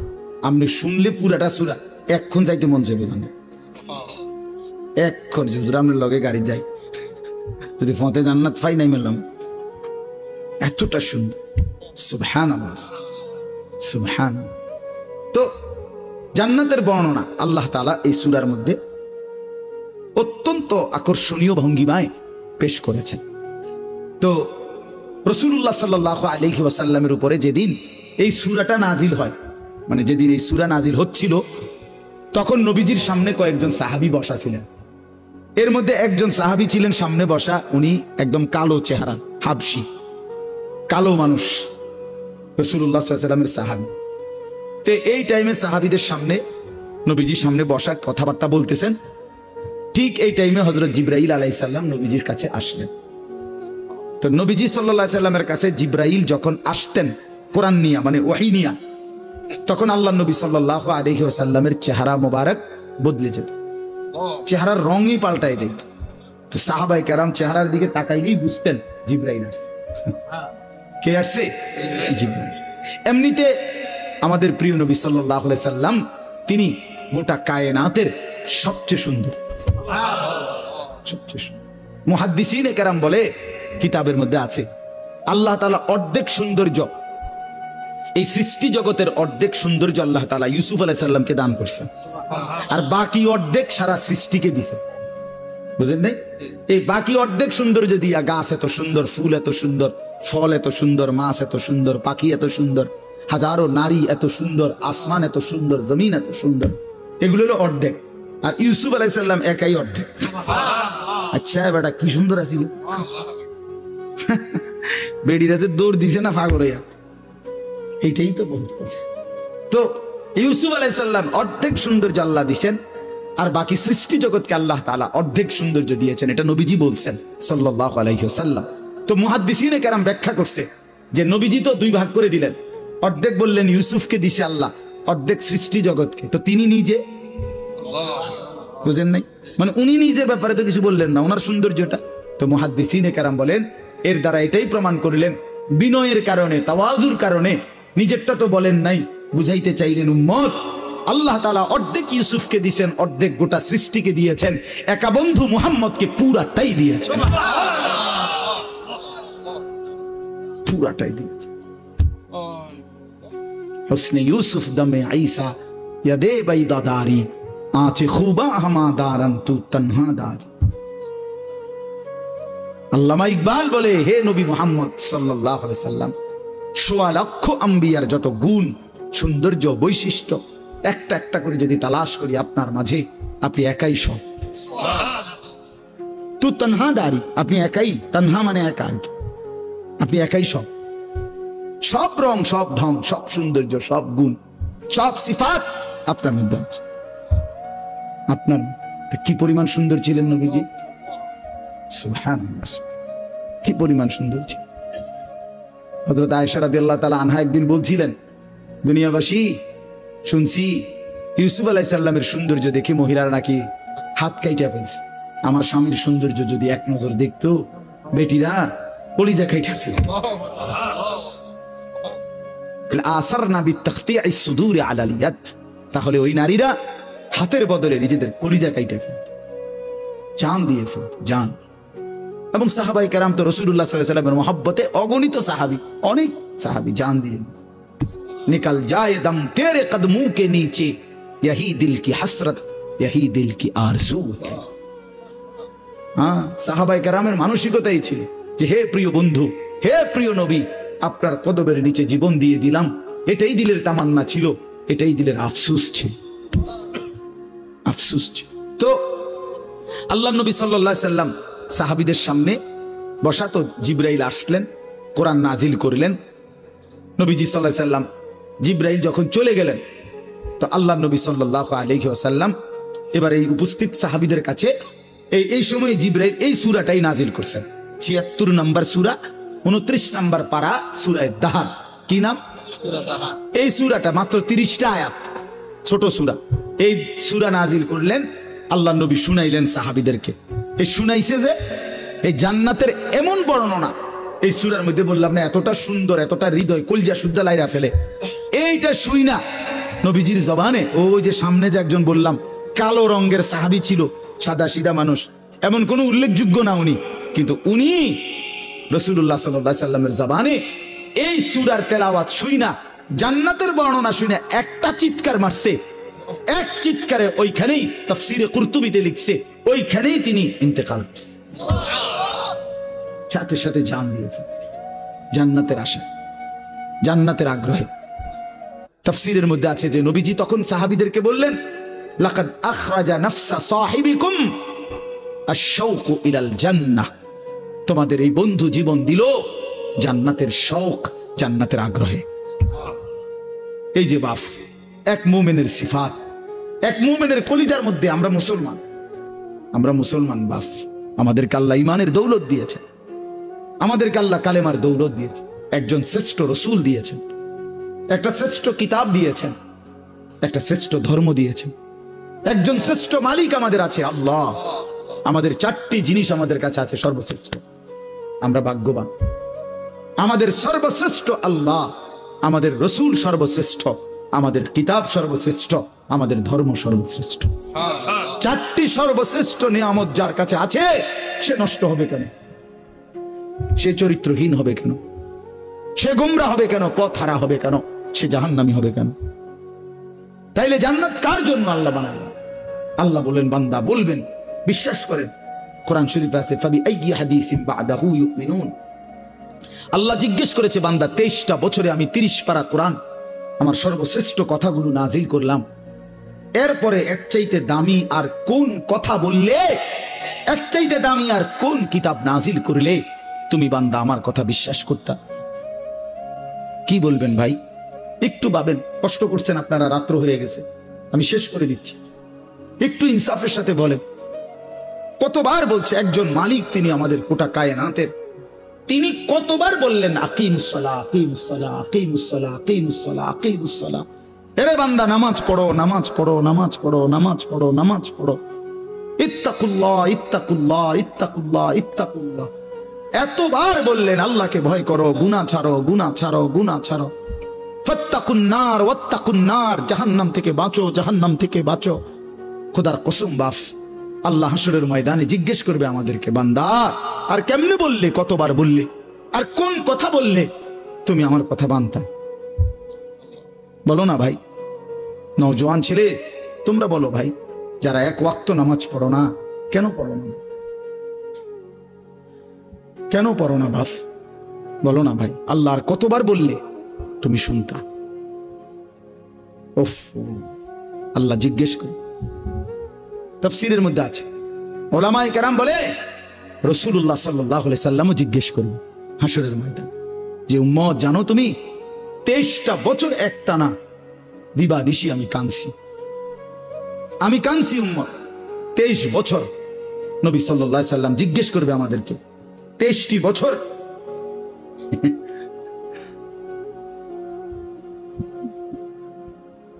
যিনি জিজ্ঞাসেন এই মাসালা, এটা তো আপনি সমাধান লিখছেন এখানে, কথা বুঝছেন না? এইটা যেটা আপনি যেটা বুঝছেন এইটাই উত্তর, বুঝছেন? আচ্ছা, তো বলতেছিলাম যে মানে রাসূলুল্লাহ সাল্লাল্লাহু আলাইহি সাল্লাম আমাদেরকে জিজ্ঞেস করবে, উম্মত আমি 23টা বছর দিবানিশি কাঁদছি তোদের জন্য, তোদের জন্য।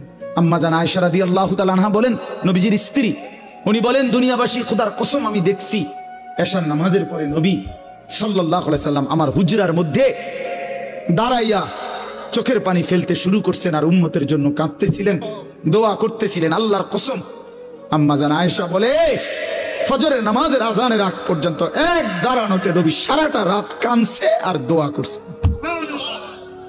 সারা রাত সারা রাত সারা রাত সারা রাত কাঁদছে। চোখ লাল হয়ে গেছে, দাড়ি মুবারক ভিজে গেছে, বুকের পশম ভিজে গেছে। ওয়াকাদ তাওয়াররামাত কাদামাহু, আম্মা জান আয়েশা বলে দুইটা পা ফুলে ফুলে গেছে। এত রাত কাঁদলেন। নবীজি বলবেন, উম্মত আমি সারা রাত কাঁদছি, তায়েফের পাথরের আঘাতে আমার পিঠ ছিদ্র করে ফেলছি, ক্ষুধার কষ্টে উম্মত আমি পেটে দুইটা পাথর বাঁধছি, উহুদের দান দান শহীদ করা রক্তে বেহুশ হয়ে আমি পড়েছিলাম লম্বা সময়। এত কষ্ট সইলাম, এত কাঁদলাম, এত রক্ত ঝরাইলাম। আর কত কাঁদলে, কত রক্ত ঝরাইলে উম্মত তুমি আমার কথা মনে পড়তো? বলেন, জিজ্ঞেস করবে আমার ভাই, আমি বলে গেলাম। নিজেদেরও ব্যস্ততা একটু বেশি এখন, এই জন্য বারবার আসতে। আমি তো কত আসছি আপনাদের এখানে, আশেপাশে কত মাহফিল আসছি। ব্যক্তিগত অনেক ব্যস্ততা, কাজে কর্মের অনেক, বয়সের কারণে অনেক আলাদা মাহফিল ছাড়াও অনেক ছোটখাটো অনেক কাজ করতে হয়, যার কারণে তো কুলাইতে পারি না বারবার আসা। আপনাদেরকে মনে করাই দেব, নবীজি জিজ্ঞেস করবে, আমি আর কত কাঁদলে, কতবার আমি রক্ত ঝরাইলে আমার কথা মনে পড়তো? কতবার? 30 বছর ধরে মিথ্যা বললা, কখনোই হারাম ছাড়লা না, আমার কথা মনে পড়ে নাই? 60 বছর বয়স উম্মত, সেই পর্যন্ত টানা বিড়ি সিগারেট খাইয়া গেলা, আমার কথা মনে পড়ে নাই? তুমি জানো না আমি দুর্গন্ধ পছন্দ করতাম না? আজীবন ব্রাশ করে গেলা, কোনদিন মেসওয়াক করার কথা মনে পড়লো না? সারা জীবন ডাইনিং টেবিলে খাইয়া গেলা, কোনদিন দস্তরখানের কথা মনে পড়লো না? 30 বছর ধরে উম্মত দিবানিশি প্রতিনিয়ত দাড়ি কাইটা গেলা, এইভাবে যে বারবার দাড়ি কাটলা, আমার কথা কখনোই মনে পড়ে নাই? আমি যে পেটে পাথর বাঁধছিলাম, আমি যে তায়েফের পাথরের আঘাতে পিঠ চালনির মতো ছিদ্র করে ফেলছিলাম, হ্যাঁ, আজ কার কাছে আসছো সুপারিশের জন্য? সুপারিশের কি কোনো নিয়ম কানুন নাই? আপনি কি ভাবছেন চাচা বাপ? আপনাদেরকে বলেন, বলেন নবীজি সাল্লাল্লাহু আলাইহি সাল্লাম যে সুপারিশ করবে হাশরের ময়দানে, এটা তো ঠিক, 100 ঠিক, কিন্তু এটার কি কোনো নিয়ম কানুন নাই? হ্যাঁ, কোনো কাগজপত্র নাই, কিছুই দেখবে না নবী নাকি? কথা বলেন না কেন? কিছুই দেখবে না তো তবে কি হিসাব করছে? বুঝছেন, যদি কোনো হিসাবই না থাকে, কিছুই না থাকে, তো ডান কাঁধে বাম কাঁধে ফেরেশতা লিখলো কেন? আমল নামা রেডি করলো কেন? মিজানের পাল্লায় ওজন হবে কেন? ফুলসেরাত পার হইতে হবে কেন? এটি কি? এগুলো বেহুদা কথা নাকি? তো তো এই জন্য কোরআন শরীফে স্পষ্ট আছে, বহু নাফরমান পাপী, কোরআন শরীফে আছে, হাশরের ময়দানে আল্লাহ বলেন, ওমান আ'রাযা আন যিকরি ফাইন্না লাহু মাঈশাতান দানকা ওয়া নাহশুরুহু ইয়াওমাল কিয়ামাতি আ'মা। অসংখ্য নাফরমান যারা আমি আল্লাহকে ভুলে গেছিল, আমি আল্লাহ কিয়ামতের দিন তাদেরকে অন্ধ বানিয়ে উঠাবো। কি কোরআনের আয়াত কিনা? ক্বালা রাব্বি লিমা হাশারতানি আ'মা ওয়া ক্বাদ কুনতু বাসীরা। নাফরমান বলবে হাশরের ময়দানে, রব্বুল আলামিন এটা আপনি কি করলেন মাওলা? আমি তো দুনিয়ার জীবনে দেখতাম, আমি তো পুরাপুরি চোখওয়ালা ছিলাম, আজ আপনি আমারে কেন অন্ধ বানায়া উঠাইলেন? ক্বালা রাব্বি লিমা হাশারতানি আ'মা ওয়া ক্বাদ কুনতু বাসীরা। আল্লাহ তাআলা বলবেন, বান্দা দুনিয়ার পুরাটা হায়াত তুমি আমারে ভুলে গেছিলা, আজকে হাসরের ময়দানে আমি আল্লাহ তোমাকে ভুলে গেলাম। কাযালিকা আতাতকা আয়াতুনা ফানাসিতাহা ফাকাযালিকাল ইয়াওমা তুনসা। বহুবার আমার আয়াত, বহুবার আমার বিধান মনে কি পড়ে বান্দা? কত লক্ষবার আজান হইছিল, 30 বছরে কত আজান শুনছিলা, কিন্তু আমারে একবারও সেজদা দাও নাই। বারবার ভুলে গেছো আমারে। 30 বছর মিথ্যা বলো, 30 বছর সুদের লেনদেন করেছো, 40 বছর ওজনে কম দিছো, কাস্টমার রে ঠকাইছো, 3 নম্বর মাল রে 1 নম্বর বলে গেছো। 30 বছর তোমার স্ত্রী কোনোদিন পর্দা করে নাই, মেয়েটা কোনোদিন পর্দা করে নাই, বিবি নামাজ পড়ে নাই। 30 বছর 50 বছর টানা লাগাতার তোমার ঘরে প্রতিদিন রঙিন টেলিভিশনে নাচ গান নর্তকীর ছবি নাটক সিনেমা চলতো। এইভাবে কেমনে আমারে ভুলে গেলা বান্দা? বাদ্দুগা খাওয়াইছি দেখা মনে করছো আর কোনো হিসাব নাই? দুনিয়া তো আমি আল্লাহ খাইতে দেই, এটা তো আমি জন্তু জানোয়ারকেও দেই। কুলু ওয়া তামাত্তাউ কালিলান ইন্নাকুম মুজরিমুন। আল্লাহ প্রত্যেক নাফরমানকে ডাক দিয়ে বলে, নাফরমান, অল্প সময়ের জন্য আমার দুনিয়া খাও, ওয়া তামাত্তাউ, ভোগ করো, তবে মনে রাখো ইন্নাকুম মুজরিমুন, তুমি কিন্তু পাপী। সকালে 8টায় নাফরমান নাস্তা খাইতে বসছো, আল্লাহ বলে খাও, অসুবিধা নাই, বাধা দেব না, বান্দা খাও, কিন্তু মনে রাখিস বেঈমান ফজরের নামাজ পড়ো নাই। এটা শুধু মনে রাখো, পরে হবে, এখন খাও। রাতের 10টা বাজে নাফরমান খাইতে বসলা, আল্লাহ ডাক দিয়ে বলে বান্দা খাও, অসুবিধা নাই, দুনিয়া এটা আমি কুত্তারেও খাওয়াই, দুনিয়া আমি কুত্তারেও খাওয়াই, তোরে খাওয়াবো না কেন বেটা? খা, ঠিক আছে খা, শুধু মনে রাখবি বেঈমান এশার নামাজ পড়ো নাই, হিসাব রাখছি। হ্যাঁ, ইন্নাকুম মুজরিমুন। আমি একটা ছোট্ট উদাহরণ দিয়ে বুঝবেন, মজার উদাহরণ। আমি কয়দিন আগে একটা জিনিস কিনছি এক লোকের থেকে 100 টাকা দামে। বেটায় কইছে 100 টাকা, আমি বলছি 80 টাকা দিবেন না। হে কইছে রাজি হইছে। আমি 100 টাকা মালটা আমারে দিছে, 100 টাকার নোট দিছি, এবারে বেটা আমারে 20 টাকা দেয় না, ফেরত দেয় না আর কি। আমি বলছি তো 20 টাকা দেন, আপনি কইছেন রাজি হয়েছেন, হেতে দেয় না। পরে আমি বললাম 20 টাকাও নেন, 100 টাকা পুরাই নিয়ে যান, মনে রাখেন শুধু এদুর যে 20 টাকা জুলুম করে নিছে। বুঝেন নাই কথা? আপনি শুধু এদুর মনে রাখেন, পরে এডি কথা হইব, হাসরের ময়দানে এগুলো কথা হইব, আরো বহুত কথাবার্তা আছে। হাসরের ময়দান তো আর 1-1.5 ঘন্টার না, প্রথম দিনেই 50,000 বছর। একদিন কেউ একদিন করবোটা কি কথাবার্তাই তো হইব। হাসরের ময়দানের একদিন কত? 50,000 বছর। কোরআন শরীফের আয়াত এটা। আল্লাহ বলেন তাহলে একদিন লাগাইয়া কর্মটা কি কথা হইব অনেক।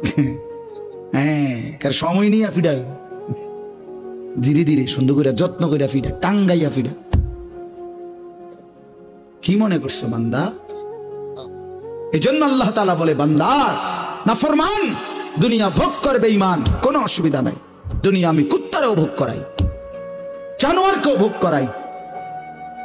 ऐसे रहे या वैसे रहे वहां देखना फिर कैसे रहे। দুনিয়া এমনে থাকো আর হেমনে থাকো, সুখে কিংবা দুঃখে, হাসি কিংবা কান্নায়, দুনিয়া একভাবে না একভাবে পার হয়েই যায়। দেখার বিষয় হলো ওইখানে কেমন থাকবে।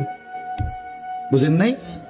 এটা বুজুর্গদের কথা, আল্লাহ ওয়ালারা এটা বলে, ऐसे रहे या वैसे रहे, এমনে থাকো বা হেমনে থাকো, দুনিয়া একভাবে থাকাই হবে, কিন্তু ওয়াহাं দেখনা ফির कैसे रहे, দেখার বিষয় হলো সেখানে কেমন থাকবে। আল্লাহ আমাদেরকে বুঝ দান করে। তো আল্লাহ তাআলা আমাদেরকে এখানে 3টা কথা বলছেন, মনে করাইছেন। আপনি 1 মিনিটে শুনেন। 1 নম্বর কথা হলো আল্লাহ তাআলা মানুষকে সৃষ্টি করেছেন 7টি ধাপে। কয়টি ধাপে?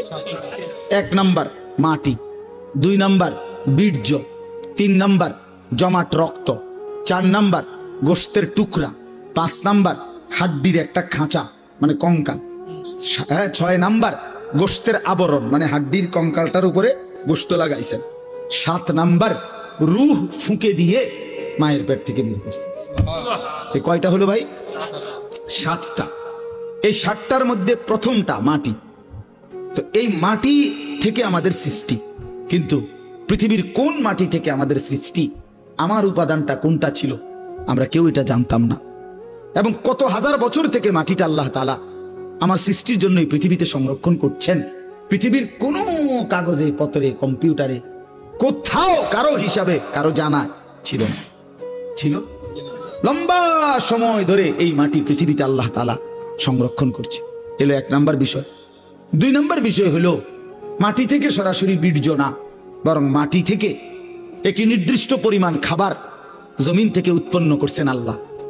সেই নির্দিষ্ট পরিমাণ খাবার থেকে খাদ্য, শস্য, শাক সবজি, গোশত, মাছ ইত্যাদি, ভাত, চাল, তো এগুলো আবার একটা নির্দিষ্ট পরিমাণ আমার আব্বা বক্ষণ করছেন, বাবা। তো বক্ষণ করার পরে বাবার বীর্য তৈরি হয়েছে। তো বাবা মায়ের একটি নির্দিষ্ট মিলনে কোনো একদিন আল্লাহ তাআলা বাবা মায়ের উভয়ের বীর্য একত্রিত করে মায়ের জরায়ুর মধ্যে স্থাপন করেছেন। সেখান থেকে আবার 9 মাস 10 মাস লাগায়া ধীরে ধীরে ধীরে ধীরে তৈরি করে সাজিয়ে নাক চোখ কান দিয়ে একদিন রূহ ফুঁকে দিয়ে আমার এই পৃথিবীর আলো বাতাস দেখাইছেন। তো আল্লাহ তাআলা বলে, বান্দা আচ্ছা একটু ভাবো তো, সেই কতদিন তুমি মাটি ছিলা, কতদিন খাদ্যের উপাদান হিসাবে ছিলা, কতদিন তোমার বাবার বীর্য হিসাবে ছিলা, কতদিন পরে মা আর বাবার মিলন হয়েছে, সেখান থেকে আবার কতদিন লাগায়া তোমার মায়ের পেটে রেডি করে পৃথিবীতে পাঠাইছি। এই যে লম্বা সময়, 1000 বছর, 100 বছর, যুগ যুগ ধরে তো কেউ জানতো না তোমার নাম, তোমার কোনো উল্লেখ ছিল না, তোমার কোনো আলোচনা ছিল না, পৃথিবীতে তোমার কোনো হিসাব ছিল না, কোনো আদমশুমারিতে তোমার নাম ছিল না, কারো কোনো আলোচনায়, বিশ্লেষণে, পর্যালোচনায়, গবেষণায় তোমার কোনো নাম ঠিকানা ছিল না। আমি আল্লাহ এই সেই অনস্তিত্ব, অপরিচিত, অচেনা জগৎ থেকে আমি আল্লাহ তিল তিল করে ধীরে ধীরে লম্বা যুগ পার করে একদিন তোমার এই পৃথিবীর আলো বাতাস দেখাইলাম। আমি আল্লাহ একাই, সেই আমাকে আইসা এই জমিনে পাঠাইবার পরে ভুলে গেলাম। কামটা করলা কি? কেমনে আমারে ভুলে গেলাম? বান্দা আমারে ভুললা কি? তুমি জানো আমি তোমারে কতদিন যাবত লালন করেছি, তোমারে বানাইবার জন্য আমি কত দীর্ঘ সময় ব্যয় করেছি। অথচ আল্লাহ তো কুন বললেই হয়ে যায়। কথা বলেন না? আল্লাহ কুন বললে হয় না? তো সেই আল্লাহ এত লম্বা সময় লাগিয়ে আমাদেরকে সৃষ্টি করেছেন। এই যে আল্লাহ বলেন, হাল আতা আলাল ইনসানি হিনুম মিনাদ দাহর, মানুষদের উপর দিয়ে লম্বা যুগের পর যুগ অতিবাহিত হয়েছে। লাম ইয়াকুন শাইআম মাযকুরা, যখন তাদের কোনো নাম নিশানা উল্লেখ করার মতো কোনো পরিচিতি বস্তু ছিল না। ইন্না খালাকনাল ইনসানা মিন নুতফাতিন আমশাজ, আল্লাহ বলেন এরপরে নির্দিষ্ট একটা সময়ে স্বামী স্ত্রী উভয়ের মিশ্র বীর্য থেকে আমি আল্লাহ মানুষকে সৃষ্টি করেছি। এখন প্রশ্ন হইল, এই কথাটা আবার বুঝেন, প্রশ্ন হইল কেন বানাইছে আল্লাহ মানুষকে? এতদিন লাগাইয়া কেন বানাইলেন? তো আল্লাহ তাআলা বলেন, নাবতালিহি নাবতালিহি, বান্দা এত লম্বা সময় লাগিয়ে তোমাকে বানিয়েছি পরীক্ষা করার জন্য। কি করার জন্য? এই আর 5টা মিনিট, এই কথা শেষ। পরীক্ষা করার জন্য, পরীক্ষা করার জন্য, পরীক্ষা করার জন্য, পরীক্ষা করার জন্য। পরীক্ষা কি? পরীক্ষা হইল আমি তোমার একটা নির্দিষ্ট হায়াত দিলাম, কাউরে 60, কাউরে 70, কাউরে 50, কাউরে 30, কাউরে 90, যাকে যেটুকু হায়াত দিছি, দুনিয়ায় থাকতে দিছি, এটুকু সময়ে পরীক্ষা করতে চাচ্ছি তুমি কি জান্নাতে যেতে চাও না জাহান্নামে যেতে চাও। এই পরীক্ষা, এই পরীক্ষার জন্য পৃথিবীতে থাকতে দিছি। বইয়া বইয়া বাত কতটি খাওয়ানোর লাগিয়া, এনে বন সাবানের লাগিয়া না, আর সিরা খাওয়ানোর লাগিয়া, গপ মারণের জন্য না, আর বিড়ি খাওয়ার জন্য না, আর চা দোকানে আলাপ করার জন্য না, আর মোবাইল টিপার জন্য। আল্লাহ বলেন পরীক্ষা করার জন্য। এখন আসেন, আল্লাহ তাআলা বলেন, বান্দা আমি যদি প্রশ্ন করি আল্লাহকে, আল্লাহ আমি পরীক্ষায় উত্তীর্ণ হওয়ার জন্য, আমি জান্নাতের রাস্তা পাওয়ার জন্য আপনি আমারে কি দিছেন? আমি পরীক্ষায় উত্তীর্ণ হওয়ার জন্য আমারে দিলেন কি? তো আল্লাহ তাআলা বলেন, আমি তোমারে 3টা জিনিস দিছি। কয়টা জিনিস? 1 নাম্বার, আমার সমস্ত হুকুম মানার যোগ্যতা আমি তোমার পুরা শরীরের মধ্যে 100 দিয়েছি। এমন একটি হুকুম নাই যেটা তোমার দেহে পালন করার মতো সক্ষমতা নাই, এমন কোনো বিধান আমার নাই। আমি আল্লাহ শরীরটাকে এমন যোগ্যতা দিয়েই বানাইছি যে আমার ইবাদত 100 মানার মতো যোগ্যতা সম্পূর্ণ বডি। সুবহানাল্লাহ, কারণ এটা আমি বানাইছি। কে বানাইছে? আল্লাহ বানাইছে। মনে করেন আমারে বলছে রুকু দিতে, কিন্তু আমার কোমরটাই মনে করেন বাঁকা হয় না, সোজা। তো তাইলে না আমি বলতাম যে আল্লাহ আপনি আমার উপরে জুলুম করছেন, আমার কোমরে বাঁকা হয় না, আপনি আমারে কোন কি দিতাম? রুকু দিতাম। এটা কি এমন?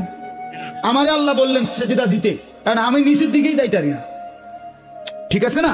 আমি নিচের দিকে যাইতে পারি না, আমার কোনুইও ভাঙ্গে না, আমার হাঁটুও ভাঙ্গে না, তো আমি সেজদা দিব কেমন? তো এমন যদি হতো তাইলে না আপনি বলতেন যে আমারে আল্লাহ তাআলা জুলুম করছে। কিন্তু আমাদের কি সেজদা দেওয়ার মতো সক্ষমতা জরিলের মধ্যে আছে? আছে কিনা বলেন না কেন? রাত হয়েছে দেখে আমি বাড়াইতে চাচ্ছি না, বুঝাইতে চাইলাম আল্লাহ তাআলা আমাদেরকে ওযু, গোসল, নামাজ, রোজা, হজ, যাকাত, জিকির, তেলাওয়াত, দান, সাদাকা সমস্ত গুনাহ থেকে বাঁচার পরিপূর্ণ যোগ্যতা আমাদের শরীরের মধ্যে দিয়েই আল্লাহ আমাদেরকে বানিয়েছেন। এই জন্য আল্লাহ বলেন 1 নম্বরে ফাজআলনাহু সামিআম বাসীরা, আমি তোমাকে শুনবার জন্য কান দিয়েছি, দেখবার জন্য চোখ দিয়েছি।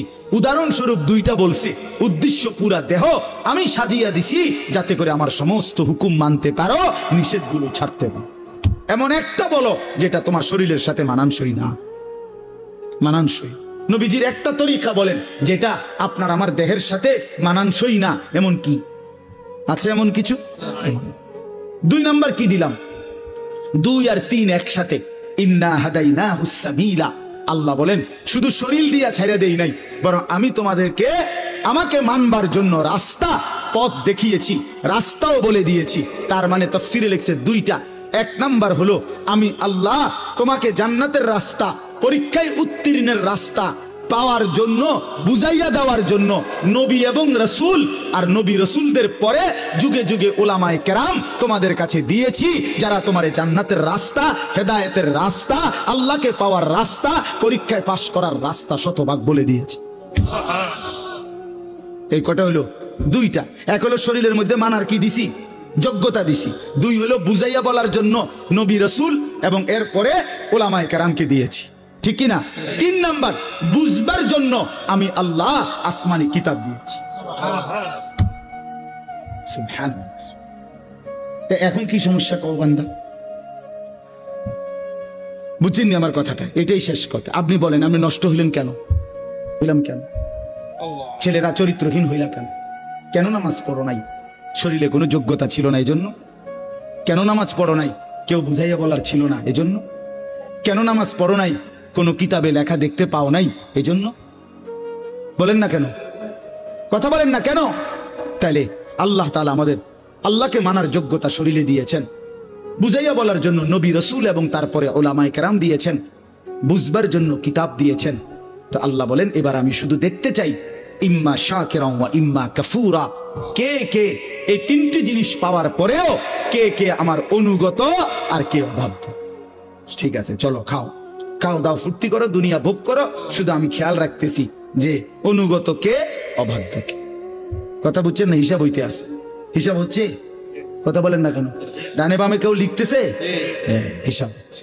আল্লাহ বলেন পরে হিসাব খাতাপত্র পরে দেখাবো, এখন খাও। ওই যে একটু আগে বললাম আল্লাহ বলছে দুনিয়া খাও বান্দা, শুধু মনে রাখো তুমি বাটফার। শুধু এটা মনে রাখ, ভাত খাও কোনো অসুবিধা নেই, যে তুমি যে সিটার, শুধু এই কথাটা মনে রাখো। তুমি হারামখোর, তুমি সুদখোর, ঘুষখোর, তুমি নির্লজ্জ, বেহায়া, বেহায়া, বেহায়া। আল্লাহর হুকুম যে মানে না সেটা বেহায়া বেটা। এই আল্লাহ বলেন এবার যারা অবাধ্য, আমার নাফরমানি করলো, আমি তাদের জন্য ইন্না আ'তাদনা, এই 4র্থ আয়াত, ইন্না আ'তাদনা লিল কাফিরিনা সালাসিলা ওয়া আগলালা ওয়া সাইরা, আমি আমার নাফরমান বান্দাদের জন্য আখিরাতে রেডি রাখছি 3 জিনিস। কয় জিনিস? 1 নাম্বার আগুনের শিকল, 70 গজ লম্বা, 70 হাত লম্বা আগুনের শিকল। হ্যাঁ, 70 জিরাআন ফাসলুকু, 70 হাত লম্বা আগুনের শিকল রেডি রাখছি, যেটা দিয়ে তোমারে পেঁচানো হবে, বাঁধা হবে। আর কি? আগলালান, 2 নাম্বার হলো তোমার জন্য আমি আল্লাহ তাআলা বেড়ি রাখছি, যেটা দিয়ে তোমার 2 হাত কনুইয়ের সাথে, কাঁধের সাথে বাঁধ দেওয়া হবে। এই 2 হাত এভাবে কাঁধের সাথে বাঁধ দিয়ে রাখা হবে। সরাসরি তাফসীর আছে। আশ্চর্য হলো, একজন সাহাবী বলছেন, আবু দারদা রাদিয়াল্লাহু তাআলা আনহু, এই কথাটা খুব সুন্দর, আমার সবচেয়ে মজা লাগছে তাফসীরে পড়ে। উনি বলছেন, হে আল্লাহর বান্দা, আজকে তোমারে আল্লাহ তাআলা বলছে নামাজের জন্য হাত উঠাও। এমনি নামাজের জন্য হাত উঠাইতে হয় না? নামাজ শুরু করে কেমনে? হাত উঠাইতে হয় কিনা? তো বলেন আল্লাহ বলে, উনি বলেন যে আল্লাহ আজকে তোমারে বলছে নামাজের জন্য হাত উঠাও, তাইলে তোমার আখিরাতে জান্নাত মিলবে। তো তুমি হাতটা উঠাইলা না নামাজের জন্য। আল্লাহ বলছে, তিনি বলেন একদিন সত্যি সত্যি আল্লাহ হাসরের ময়দানে তোমার হাতটা উঠাবে, কিন্তু সেদিন হাতটা আগুনের বেড়ি দিয়া বান দিয়া দেবে। আজ উঠাইলে সেজদা হইতো, আজ উঠাইলে নেকি হইতো, আজ উঠাইলে জান্নাত মিলতো। সেদিন উঠাবে ঠিক, কিন্তু সেটা আর জান্নাতের জন্য না, জাহান্নামে ফেলবে। হাত উঠাইতে হবে। হাত কি আজ তো সুন্দরভাবে উঠাইলা না, আজ উঠাইলে নেকি হইতো। ও সাইরা, আল্লাহ বলেন আর আমি রেডি রাখছি সমস্ত নাফরমানের জন্য জাহান্নামের আগুন। এরপরে ইন্নাল আবরারা শেষ, ইন্নাল আবরারা ইয়াশরাবুনা মিন কাসিন কানা মিজাজুহা কাফুরা। আল্লাহু আকবার। আল্লাহ তাআলা বলেন আমি আমার নেককার বান্দাদের জন্য রেখেছি সুগন্ধিময় জান্নাতের ঝর্ণা কাফুর। এই কাফুর একটি ঝর্ণার নাম, জান্নাতের একটি স্পেশাল ঝর্ণা। এই কাফুর ঝর্ণা থেকে মিশ্রিত সুগন্ধিময় পানীয় শরাব আমি আল্লাহ আমার বান্দার জন্য জান্নাতে রেডি রাখছি। আমি মেহমানদারি করব শরাব দিয়ে, দুনিয়ার এই শরাব না, দুনিয়ার এই মদ না, জান্নাতের কাফুর মিশ্রিত শরাব। সুবহান সুবহান। এই পানীয় এরপরে আরো আছে, আরো কি কি দিব এটি আমি পরে শুনি, আগে পানি দেখা। এরপর রাইতে গেছি আর বেশি দরকার, বাকিগুলো আছে সামনে। আইনা ইয়াশরাবু বিহা ইবাদুল্লাহ ইউফাজ্জিরুনাহা তাফজীরা। রব্বুল আলামিন বলেন অত্যন্ত সুগন্ধিময় শরাব দিয়ে আমি আমার বান্দাকে জান্নাতে আপ্যায়ন করব। ওই যে বললাম একটু আগে, মাওলানা বললেন দাউদ আলাইহিস সালাম কিতাবের মধ্যে আছে ৭০,০০০ বছর ধরে আল্লাহর কালাম তেলাওয়াত করার পরে আল্লাহ তাআলা বলবেন জান্নাতি বান্দা আর শুনবা কিনা? জান্নাতি বান্দা বলবে শুনবো। আল্লাহ রব্বুল আলামিন তখন বন্ধুকে বলবেন বন্ধু আমার, এবার আপনি আমার জান্নাতি বান্দাদেরকে আমার কালাম তেলাওয়াত করে শুনান। আল্লাহর নবী সাল্লাল্লাহু আলাইহি ওয়াসাল্লাম, নবীজি সাল্লাল্লাহু আলাইহি সাল্লাম এবার তিনিও আবার কোরআন তেলাওয়াত করবেন ৭০,০০০ বছর। জান্নাতীরা পাগল পারা হয়ে শুনবে। তুমি যুবক আজকে গান শুনে নাও, আমি অপেক্ষায় আছি জান্নাতে শুনবো ইনশাআল্লাহ। তুমি দুনিয়ার নর্তকী দেখে নাও, আমি অপেক্ষায় আছি জান্নাতের ৭০,০০০ হুর একসাথে দেখবো। তুমি বেকুব ভাববো না আমরা রে হুজুর রে, হ্যাঁ বেউকুফ মনে করে না ছেলেরা। তুমি ভাত খাইয়া বড় হইলে আমি চিড়া খাইয়া বড় হয়েছি না, আমি বেকুব হইতাম কা? তুমি ফাঙ্গাস তেলাপিয়া খাইলে আমি খাইছি না দি? ফার্মের মুরগা কক মুরগা কি আমগো বাইত রাঁধছে না তো আর কি তা? হ্যাঁ, এই জন্য ৭০,০০০ বছর জান্নাতি এবার রাসূলুল্লাহ সাল্লাল্লাহু আলাইহি ওয়াসাল্লামের কণ্ঠে কোরআন শুনবে। আল্লাহু আকবার। তাফসীরের মধ্যে আছে, আমার কাছে আরবি কিতাব আছে, হাদিল আরওয়াহ ইলা বিলাদিল আফরাহ, জান্নাতের বর্ণনা। ওই নবীজি পড়বেন, এই যে বাতিটা আছে না, এটা একটু একটু নড়ে দেখেন। এই রাসূলুল্লাহ সাল্লাল্লাহু আলাইহি ওয়াসাল্লাম কিতাবে আছে, আল্লাহর নবী কণ্ঠে, দাউদ নবীর কণ্ঠে আল্লাহর কালাম যখন পড়বেন জান্নাতের গাছগুলো দুলবে, জান্নাতের হুরেরা নাচবে। ওয়াকাত তাতাহাররাকু কানাদিলাল জান্নাহ, জান্নাতের বাতিগুলো দুলতে থাকবে। তাতাহাররাকু মানে হলো নড়বে, জান্নাতের বাতিগুলোও মজা পাই। করছে কি রে, কি পড়লো রে? আমরা ১৪৫০ বছর পরে এখনকার কারি সাবরা কোরআন শরীফ পড়লেই তো পুরা মজমা আল্লাহু আকবার কইয়া ওঠে। আচ্ছা হ্যাঁ কি যাইবে এটা? নবীজি পড়লে এটা কারবারটা কি হবে? ১৫০০ বছর পরে আইয়া কেউ পড়লে কোরআন ফাব্বিক আমরা পাগল হয়ে যায়। এই সময়টা আল্লাহ তৌফিক দান করে। আচ্ছা শেষ হইল না নবীজির তেলাওয়াত? এইবার আল্লাহ বলবেন আমার বান্দা আর শুনবানি? তো জান্নাতি বান্দা বলবে আল্লাহ আর শোনাবে কে? আখিরি বন্ধুই তো শুনাইছেন, আপনার সবচেয়ে প্রিয় বন্ধু, শ্রেষ্ঠ বন্ধুই তো তেলাওয়াত করে ফেলেছে, তাহলে এখন আর শোনাবে কে? আর তো কেউ নাই। রব্বুল আলামিন তখন বলবে আমার বান্দারা, এই পৃথিবীর সমস্ত কণ্ঠ, সব সুর যেই মালিকের দেওয়া, যিনি সৃষ্টি করেছেন, যিনি দিয়েছেন, তার জবানে শুনবা না? তিনি কে? তিনি কে? আরো জোরে বলো এটা কে? সুবহানাল্লাহ, সুবহান। তো আল্লাহ তাআলা বলবে এবার যুগে যুগে যেই আসমানি কিতাবগুলো আমি নাজিল করেছিলাম, আমি মালিকের জবানে শুনো, আমার কুদরতি কণ্ঠে শুনো বান্দা, আমি শুনাই, আমি শুনাই। আমি একটা বলার উদ্দেশ্য ছিল এই কথাটা। আল্লাহ যখন তেলাওয়াত শুরু করবেন তখন আল্লাহ তাআলা ফেরেশতাদেরকে বলবেন, ফেরেশতারা শরাবের প্রতিটা গ্লাস আমার জান্নাতি বান্দাদের জন্য শরাবের গ্লাস আমার সামনে আনো, আমি নিজ হাতে আমার বান্দাদেরকে এক একজনকে আমি আল্লাহ নিজে জান্নাতের শরাব পান করাবো। ওয়াসাকাহুম রাব্বুহুম শরাবান তাহুরা, ওয়াসাকাহুম রাব্বুহুম শরাবান তাহুরা। আমার তো বলা নাই, নাহলে সুন্দর কইতাম, কোনো কামে রইলাম না জীবনে। আমার আসলে কণ্ঠ নাই, এমনি বেমনে নাই আর কি। ওয়াসাকাহুম রাব্বুহুম, আল্লাহ বলেন এবার রব নিজেই জান্নাতীকে সর্বোত্তম পবিত্র শরাব নিজে পান করাবে। আল্লাহ বলে আমার হাত থেকে নাও বান্দা, আমার হাত। আল্লাহ আমাদের সবাইকে কবুল করে, আল্লাহ ভালো হওয়ার তৌফিক দান। ছেলেরা বাবা নামাজ পড়বে, বাপ নিজের নষ্ট করো না। আবারও বলছি, একটু পরে আমরা যার যার সাথে আলাদা আলাদা, এজন্য ঠেলাঠেলি ধাক্কাধাক্কি না করি, নিজেদের মধ্যে মনোমালিন্য না করি, ঝগড়া না করি, নিজেদের মধ্যে কোন রকমের দূরত্ব তৈরি করার কি দরকার? সবাই মিলে মানুষকে আল্লাহর দিকেই ডাকা দরকার, আল্লাহর ফেরি করা দরকার, আখিরাতকে ফেরি করা দরকার। আল্লাহ আমাদের সবাইকে ভালো রাখেন, কবুল করেন। আজকের এই মাহফিলটাকে আল্লাহ তাআলা বরকত দান করেন। আমি আসলে অনেক দিন হয়েছে আসতে পারি না, দেখে একটু বেশি সময় বলে ফেললাম। রাত অনেক হয়েছে, আমারও খুব ক্লান্ত লাগতেছে। সেই দুপুর 12টায় বের হয়েছি, আমি সারাটা দিন দৌড়াইছি। আল্লাহ তাআলা আমাদের সবাইকে কবুল করেন, ভালো রাখেন। আলহামদুলিল্লাহ রাব্বিল আলামিন। মাওলায়ে কারীম আপনি মাফ করে দেন, রাত গভীরে মাওলা, অন্ধকার রজনী মাওলা, চারিদিকে লক্ষ বান্দা আপনার ঘুমায় গেছে, আমরা অল্প কয়েকজন নাফরমান এখনো ঘুমাই নাই মাওলা।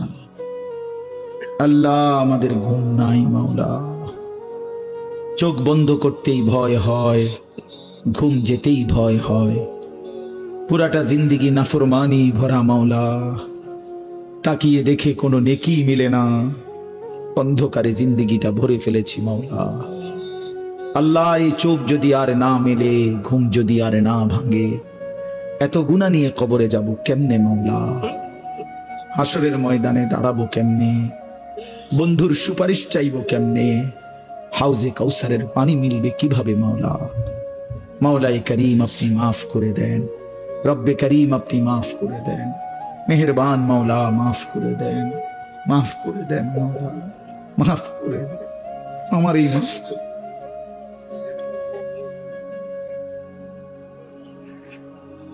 আমারই মাফ করে দেন, আমারই।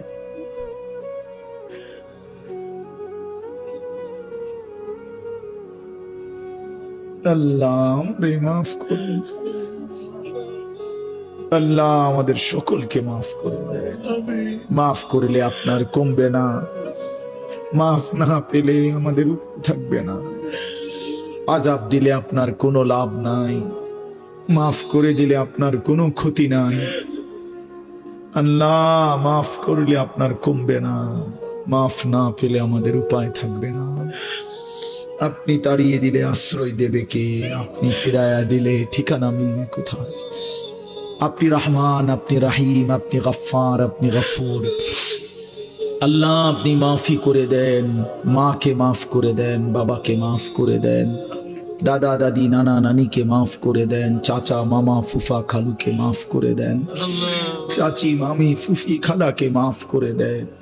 আল্লাহ বিবিকে মাফ করে দেন, বিবিকে মাফ করে দেন, ছেলে মেয়েদেরকে মাফ করে দেন। নাফরমান সন্তান দিয়েন না মাওলা, বেনামাজি সন্তান দিয়েন না, এই মাওলা বেইজ্জতি করেন না মাওলা, বেপর্দা স্ত্রী দিয়েন না, বেপর্দা মেয়ে দিয়েন না। বেনামাজি সন্তান নিয়ে হাসরের ময়দানে কেমনে দাঁড়াবো মাওলা? বেহায়া বেপর্দা বিবি নিয়ে ময়দানে হাসরে কেমনে দাঁড়াবো? আল্লাহ রাহমাতুল আলামিনের সামনে তো শরম হবে মাওলা, বেইজ্জতি হবে। আল্লাহ বিবি বাচ্চারে মাফ করে দেন, ঘরে সংসারে সবাইকে নেককার বানিয়ে দেন, স্ত্রী সন্তানদেরকে নামাজি বানিয়ে দেন, চরিত্রবান বানিয়ে দেন, আখলাকওয়ালা বানিয়ে দেন। প্রতিটা ছেলেকে বদলে দেন, ছেলেগুলোকে বদলে দেন, ছেলেগুলোকে বদলে দেন। আল্লাহ এই ছেলেগুলো আপনার বান্দা, এরা মুসলমানের সন্তান, এদের মা মুসলমান, বাবা মুসলমান।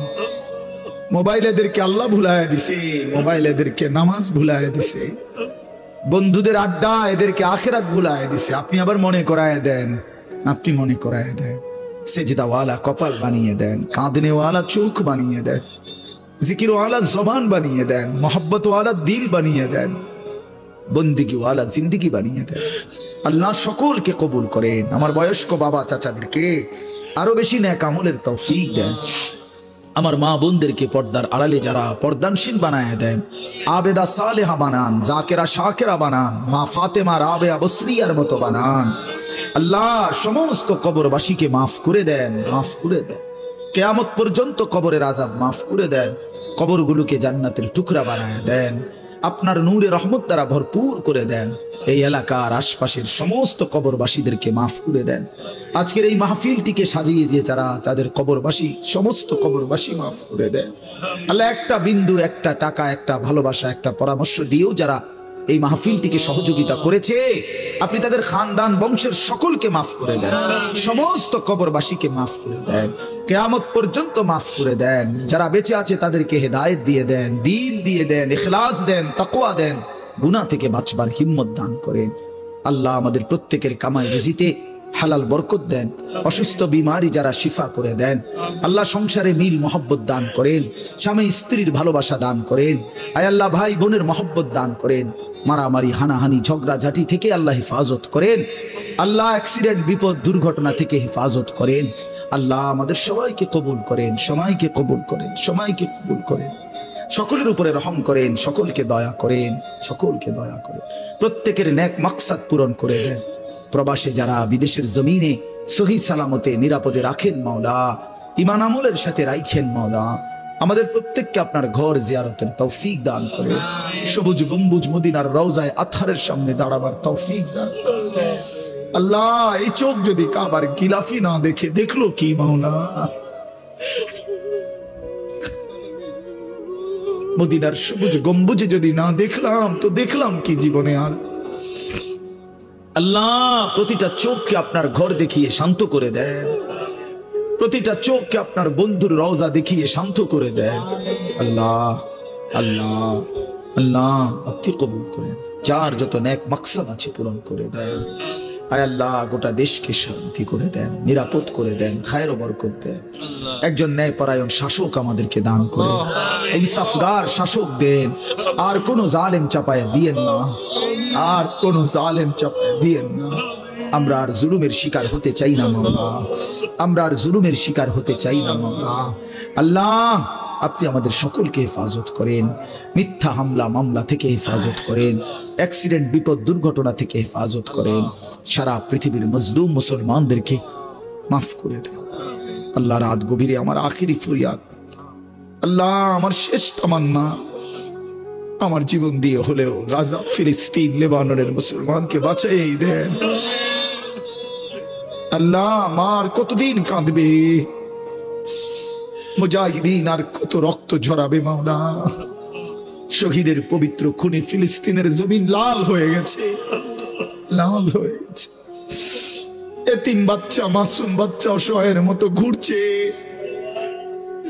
আল্লাহ মজলুমের বিজয় দেন, ফিলিস্তিনের বিজয় দেন, কালেমার বিজয় দেন, হকের বিজয় দেন। ইসরায়েলের ইহুদি বেঈমানদেরকে ধ্বংস করে দেন। আল্লাহ আমরা যারা বসেছি প্রত্যেকের নেক মাকসাদ পূরণ করুন। রব্বির হামহুমা কামা রব্বায়ানি সগীরা, রব্বির হামহুমা কামা রব্বায়ানি সগীরা। সাল্লাল্লাহু তাআলা আলা খায়রি খালকিহি মুহাম্মাদিন ওয়া আলিহি ওয়া আসহাবিহি আজমাইন।